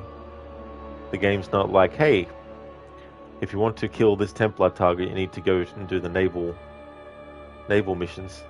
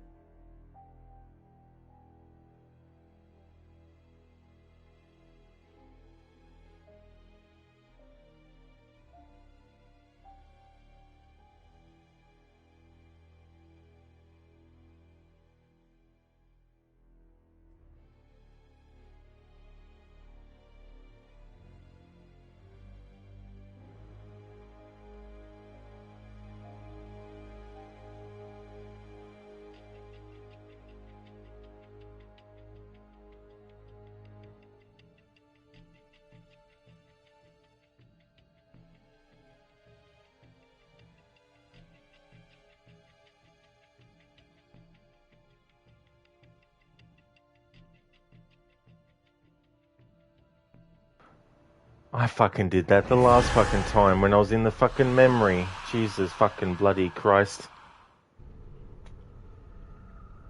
I know technically that's a leap of fail, but it's not the leap of fail in the way that I wanted to do it. And that falls in line with the redeem, so to do that again.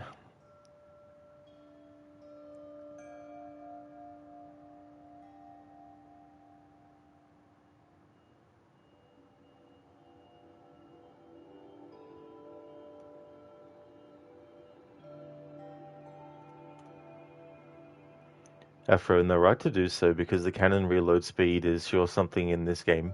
AC3, yeah, and the fact you can't aim it in the traditional sense. No clue where your shot is going to go. Yeah, you just got to keep an eye on the highlighted trajectory. But it's not arced like it is in Black Flag, so it can be tricky. Yeah, Afro and Lucinda, like, can't believe that happened again. I thought this time I moved the control stick on the right degree to be in the correct direction to make the side eject. But the curvature of the actual wall comes into consideration as well.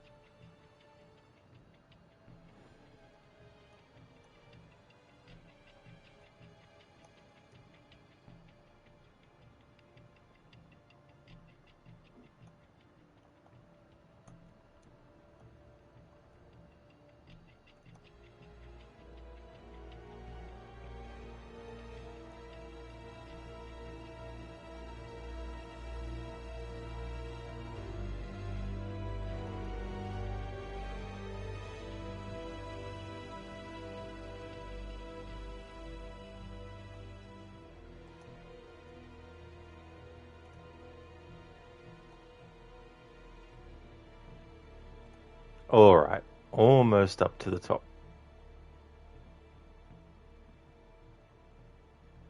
Okay, Gorky, almost to the point where I wanted to do the leap of fail proper.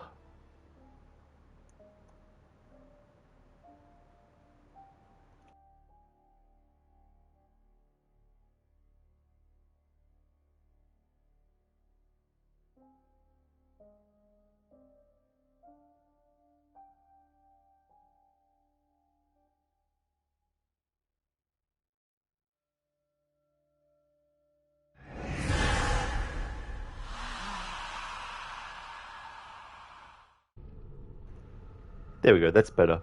Thank you for redeeming the leap of fail, Ogorgi. Zereth leap of boing. Don't think there is any in this game. I don't think Ezio bounces off of stuff.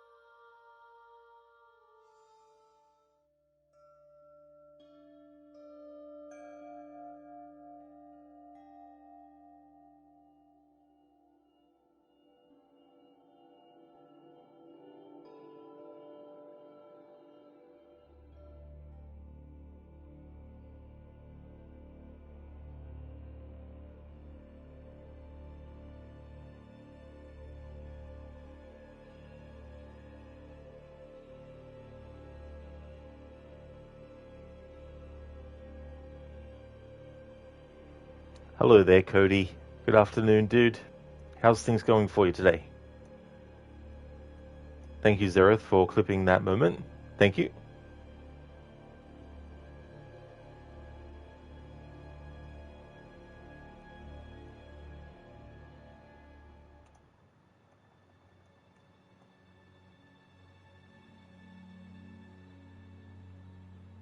Never mind, clip failed.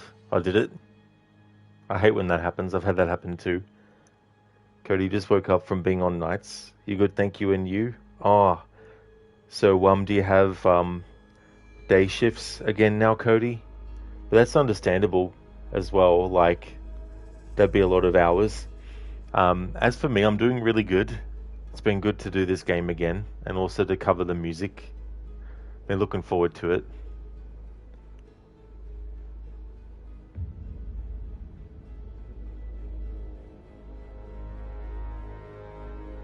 Zereth, it returned and data was returned. Oh, that's weird. I've never seen that happen. Oh, you mean... Sorry, now I get what you mean, Zereth. Your computer stuff that you had to wait on. Cody, back on Wednesday. You got 4 days off now.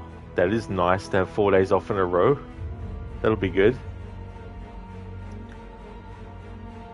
Thank you, Agorki, for making the clip. Thank you very much.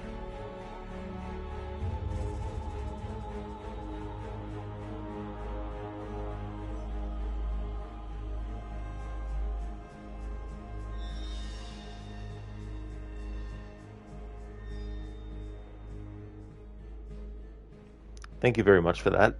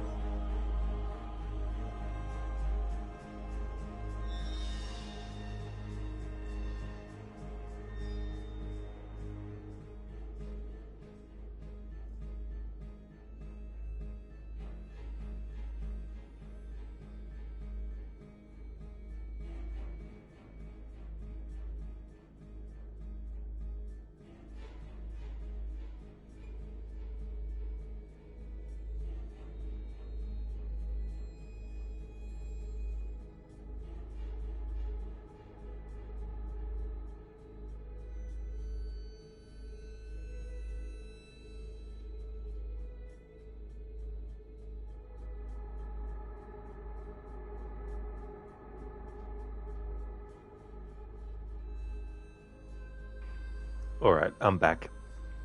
Just had to go and do some things, and also the music.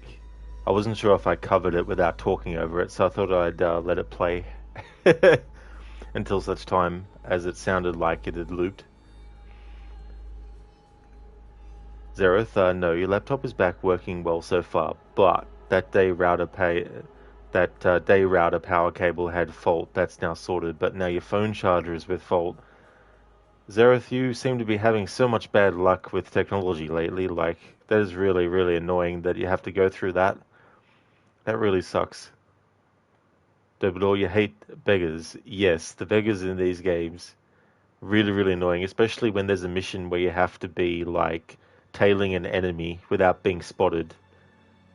Or without getting distracted and getting too far away. And then the beggars are like, oh, well, we'll get in the road, everything. Listen, do you think you finally got Discord sorted? Annoyed you had to work on it at all because your original problem still exists, but you've confirmed that it's not on your end at least.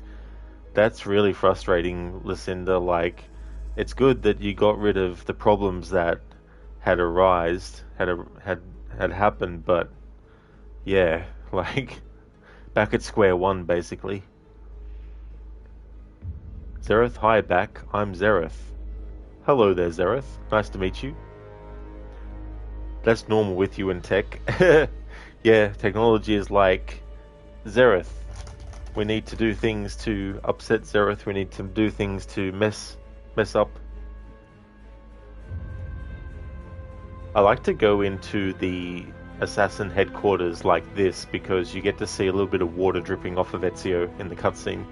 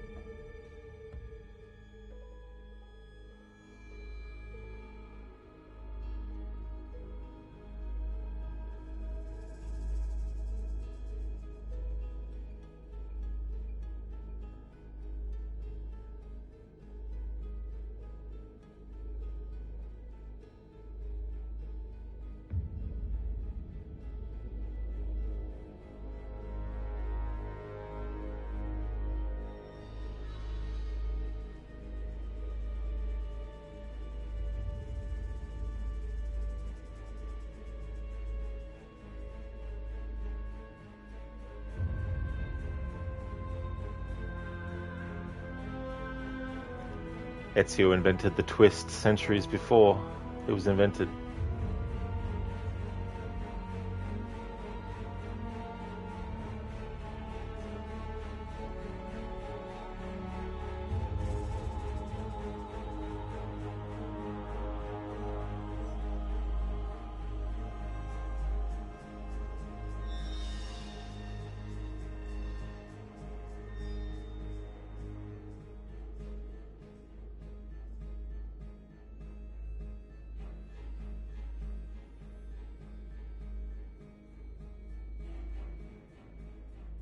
Oh, Gorky, your computer right now won't let you in your email. It keeps getting an error. Oh, wonderful, not. That really sucks, though, Gorky. Hopefully it gets resolved soon. Especially if you really need to check your emails, you know, because there's something important that you're waiting on. Yeah, Lucinda, buns of steel. Those cheats are funny. I don't think I've ever actually activated any of them, so I'll have to do that in a future playthrough. That guy was Ezio jamming. Oh, I didn't even notice, Lucinda. I didn't even notice. Yeah, the Ezio dance. Yeah, you can do it as Altair in Assassin's Creed 1. You can do it as Desmond and Ezio in Assassin's Creed 2 and Brotherhood. But after that, you can't do it anymore.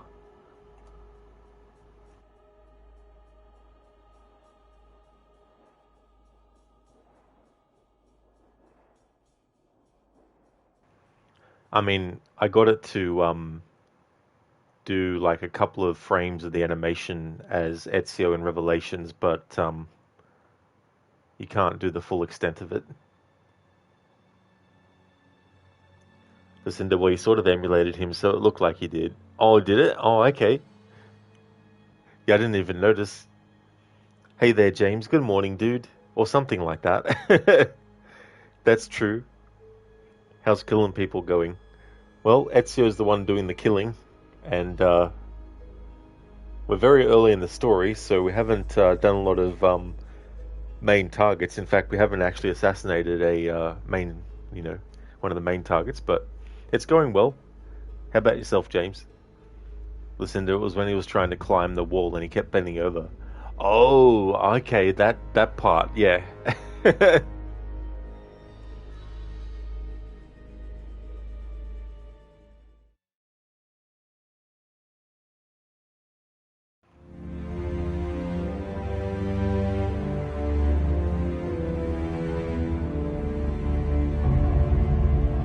Gotta love that delayed synchronization point music.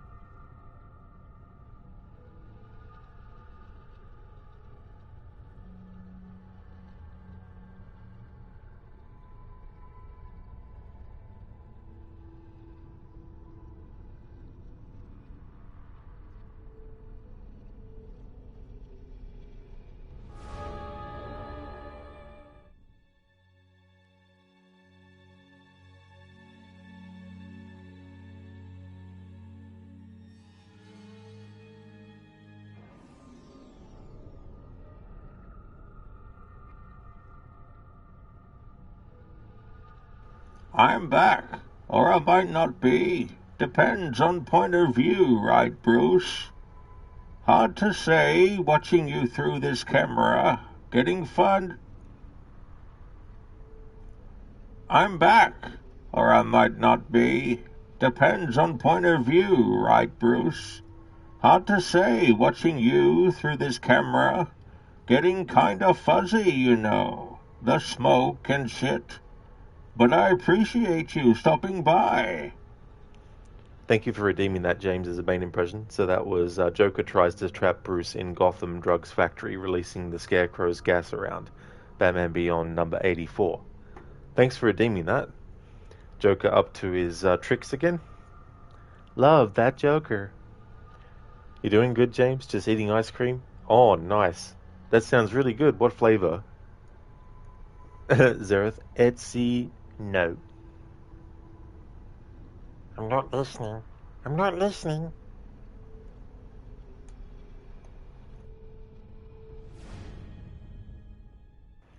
Actually, let's leave the Animus. I don't think there's any new music.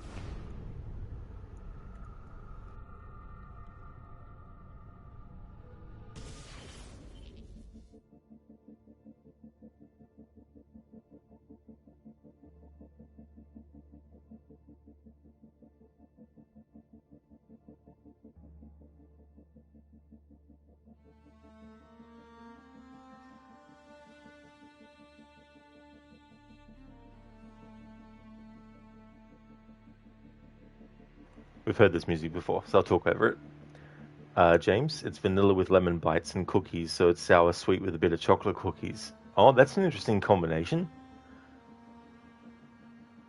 That sounds really good.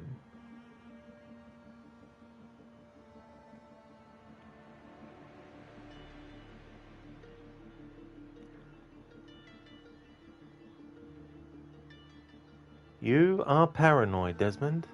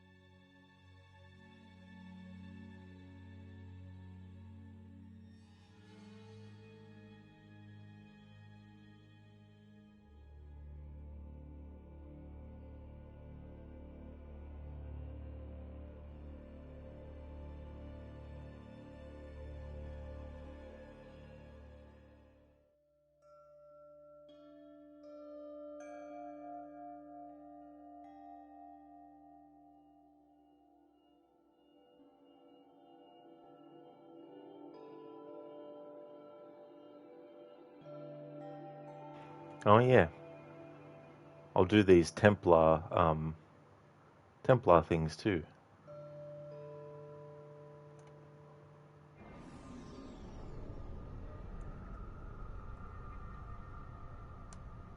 Just in case there's anything music-wise that isn't anywhere else.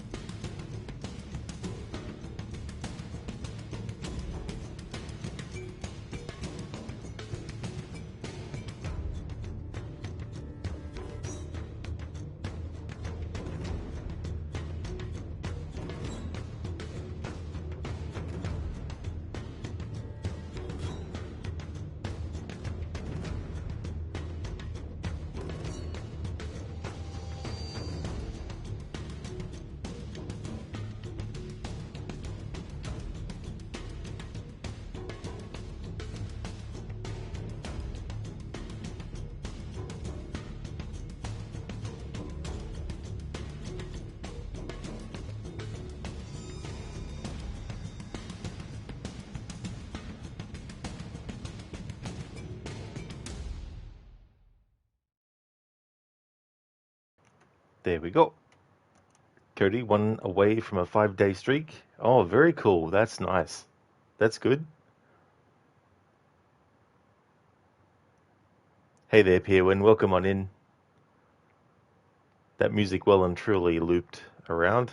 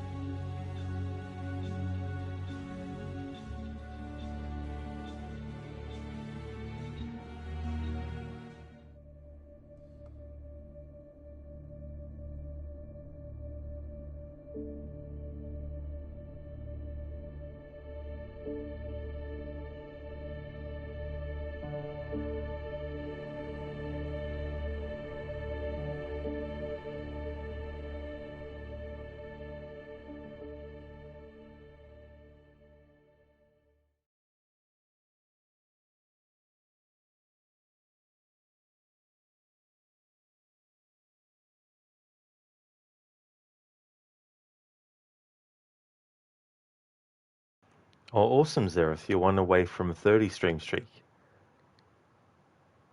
Definitely a milestone.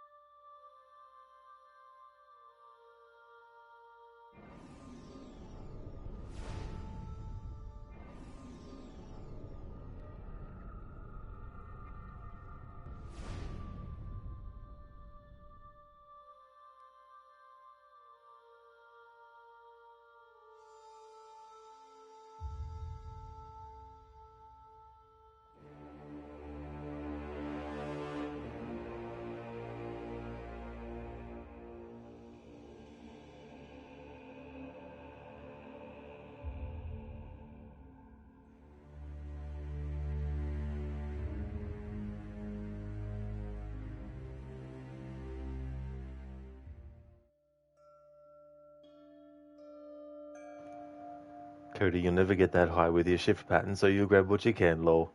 And that is totally fair too as well, Cody. You know, it's definitely understandable as well.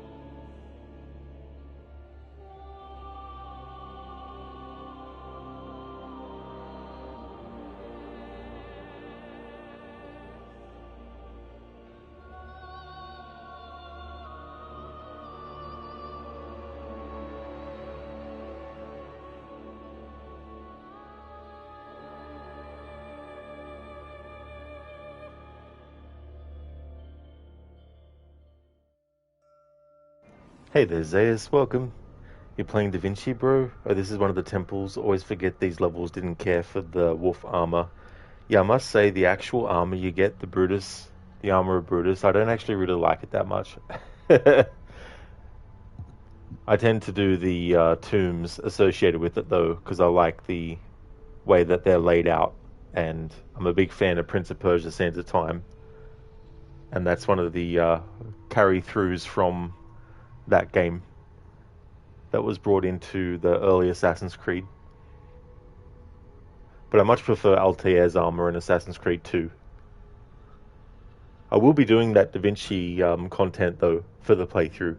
But I'm going to leave it till last, so I'll do all the main story stuff first, even though it takes place between sequence 8 and 9 of the story. But just for the sake of ease, I'll just do it as the final thing. Once you finally finish AC Valhalla, you'll replay these two. Oh, very nice. Where are you up to in your Valhalla playthrough? Because even when you just do the story arcs, that can be a very long time. Let alone if you're going to do, like, the side stuff or the DLC content. Nowhere, it's not even installed right now. Oh, I gotcha, Zayas. Yeah, so you need to install it and then start your playthrough. That's fair enough. Yeah. What are you doing with it? Is it a first playthrough?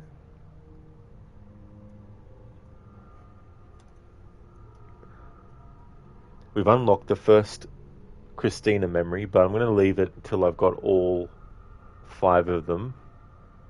And the final total sync percentage you need for the final one is 75%. So I won't be doing 100%. I mean, I might get close to it, but I'm not going to push to do 100% because the only reason I'm worried about the optional objectives is just to unlock all the Cristina memories. Once I've unlocked them all, I won't worry too much about any remaining optional objectives and stuff. But I'll be doing the Copernico missions just in case there's any music in those. I'll be doing all the tombs and obviously all the main story stuff. And I'll be doing the DLC as well. Da Vinci Disappearance. Then there's like Templar hunts and all that kind of stuff. Zayas, you escorted Penelope Braithwaite and Beau Gray to the Rig Station Boston line.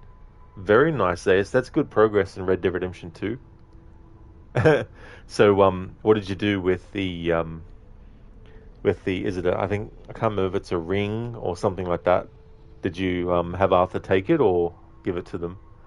Yeah, first playthrough ever, you beat everything else finally except Valhalla and the Japan one. You might skip the Japan one. Oh yeah, Zayas, that's fair too, as well. I'm waiting for that to come out on PlayStation Plus, which I don't mind how long it takes. I'd rather wait until it's on that. But it'll be the first game in the series where I'm not actually playing it for any story reasons, mainly just because of the stealth aspect of it. So when I play it, I'll combine that into a meme run where I choose all the silliest options in dialogue and stuff. Because I already know what happens in the story and things related to the wider lore of the AC series, and I'm just like, no. It's bad fan fiction at best. Forever Valhalla, eh? The Google Maps detection system. Yeah. You just love how pissed you were at the game that time. It's imprinted in your brain. Oh, yeah. Bloody hell. I was doing that stealth challenge. If it's the thing I'm thinking of, Afro, it's where I had Eivor shoot an arrow at a target, but I missed the target and hit behind their head. And then I had Eivor move to a completely different part. The enemy didn't even see where Eivor went. Moved Eivor to a completely different angle. And then what happened? Oh, went straight towards where I was. Detected me straight away. With its bullshit Google Maps detection system. I'm like, if I had stuck Eivor in the same spot and didn't move from that spot, then yeah, I could understand the enemy going to that spot. to check where the arrow came from, but because I had moved Eivor the whole way, and he was completely out of... I can't remember if I was playing as female Eivor or male Eivor, but Eivor was out of sight of the enemy, clearly, very, very far away. But nope, it knew exactly where Eivor had moved to. Zaius, you give the gold and sapphire bracelet to them. You just give your money to everyone in Chapter 6. That's a good idea, Zaius. Yeah, I usually do that, but in my low honor playthrough I actually had Arthur keep it. Any sort of choices in Red Dead Redemption 2 where Arthur could keep something that was given, or something that he found, or whatnot, and giving it to someone would be like a high honor action. I chose the opposite. Yeah, that stage mission. Yeah, that was friggin' annoying. That was so friggin' stupid. I hate when enemies are omnipresent. No, that's not the word, is it? That's when they're physically... No, anyway. Well, this is actually where I'm going to call it a stream. We're going to go and raid out to Maria Tail. She's playing through Batman Arkham Knight. Just want to thank everyone so much for watching this stream. Before we raid out, I'd like to give some shout outs to some other streamers I'd like to recommend.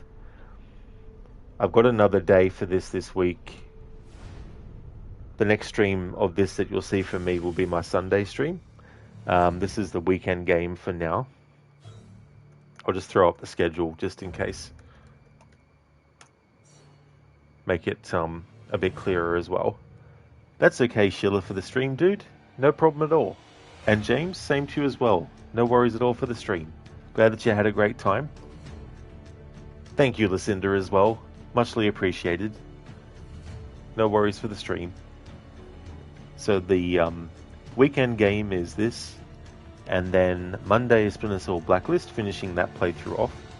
Then Tuesday is the Valley of Memory DLC for Mirage coming out, so I'll do that. I'm hoping it's out on the same day here in Australia, but if not, I'll just postpone it to another day. And then Wednesday and Thursday is Deus Ex Human Revolution, and then Friday I'll be finishing off Shadow of the Tomb Raider. So Shadow of the Tomb Raider and Splinter Cell Blacklist, they'll of course be taken off the schedule once they're finished. But yeah, that's the current schedule. So if you see me streaming this game again, then you know it's my Sunday stream of it. For a time to Mirage all over. Well, I'm not going to do the whole game though. I'm just going to do the DLC content on its own, because it's set before the end of the game story at some point before the end. So I don't need to worry about any kind of like, you know, if it was set after the end of the story, then that'd be a different thing. Maybe I might, you know, do it, but no. On Tuesday it is. That is correct. Yes, Tuesday. There's Deus Ex Human Revolution. You'll have to make sure to drop in, just starting or where you at. Oh yeah, haven't actually started that playthrough yet, but I've got a approach in mind that I'll be doing for that too, but I'll reveal that when I get closer to the date. Like to keep some things just a little bit of a surprise. But it won't be a finished in one in one stream game though.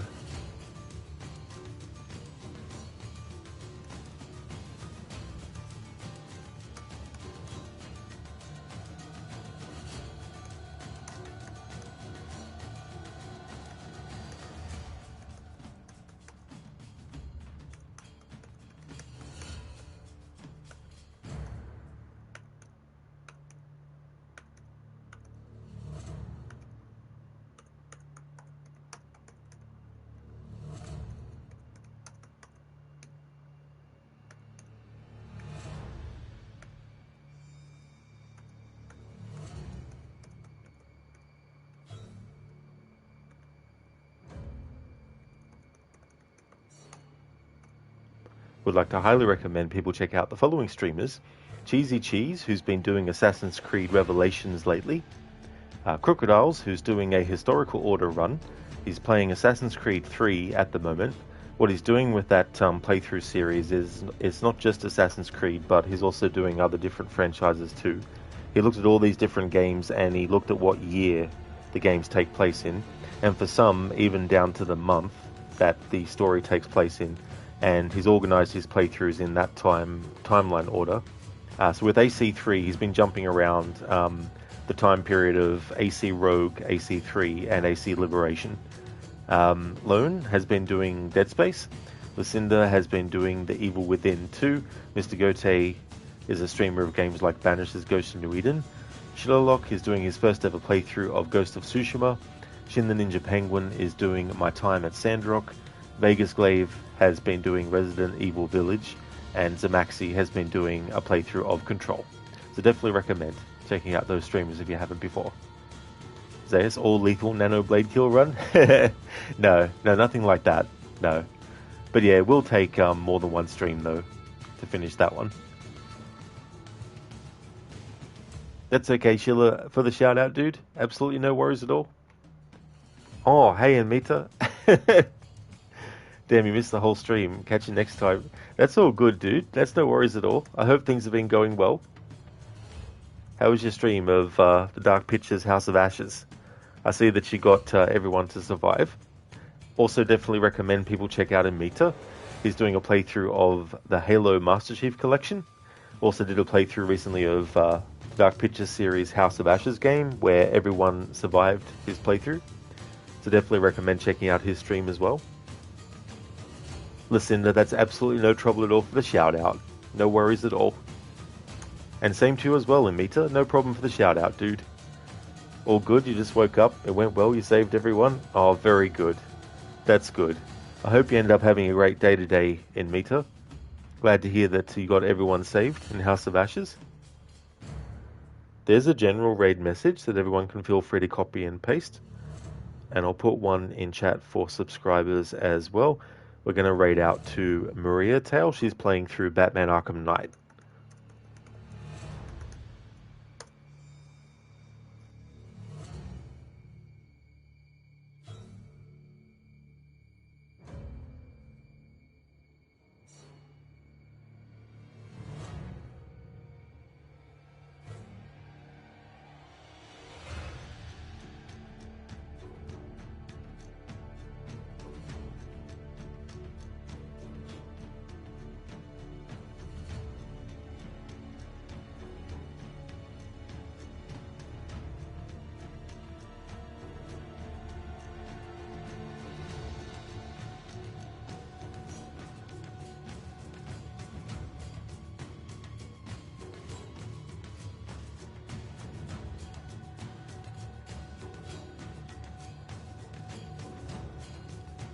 That is no trouble at all, Cody. Thank you for what bit you caught of the stream.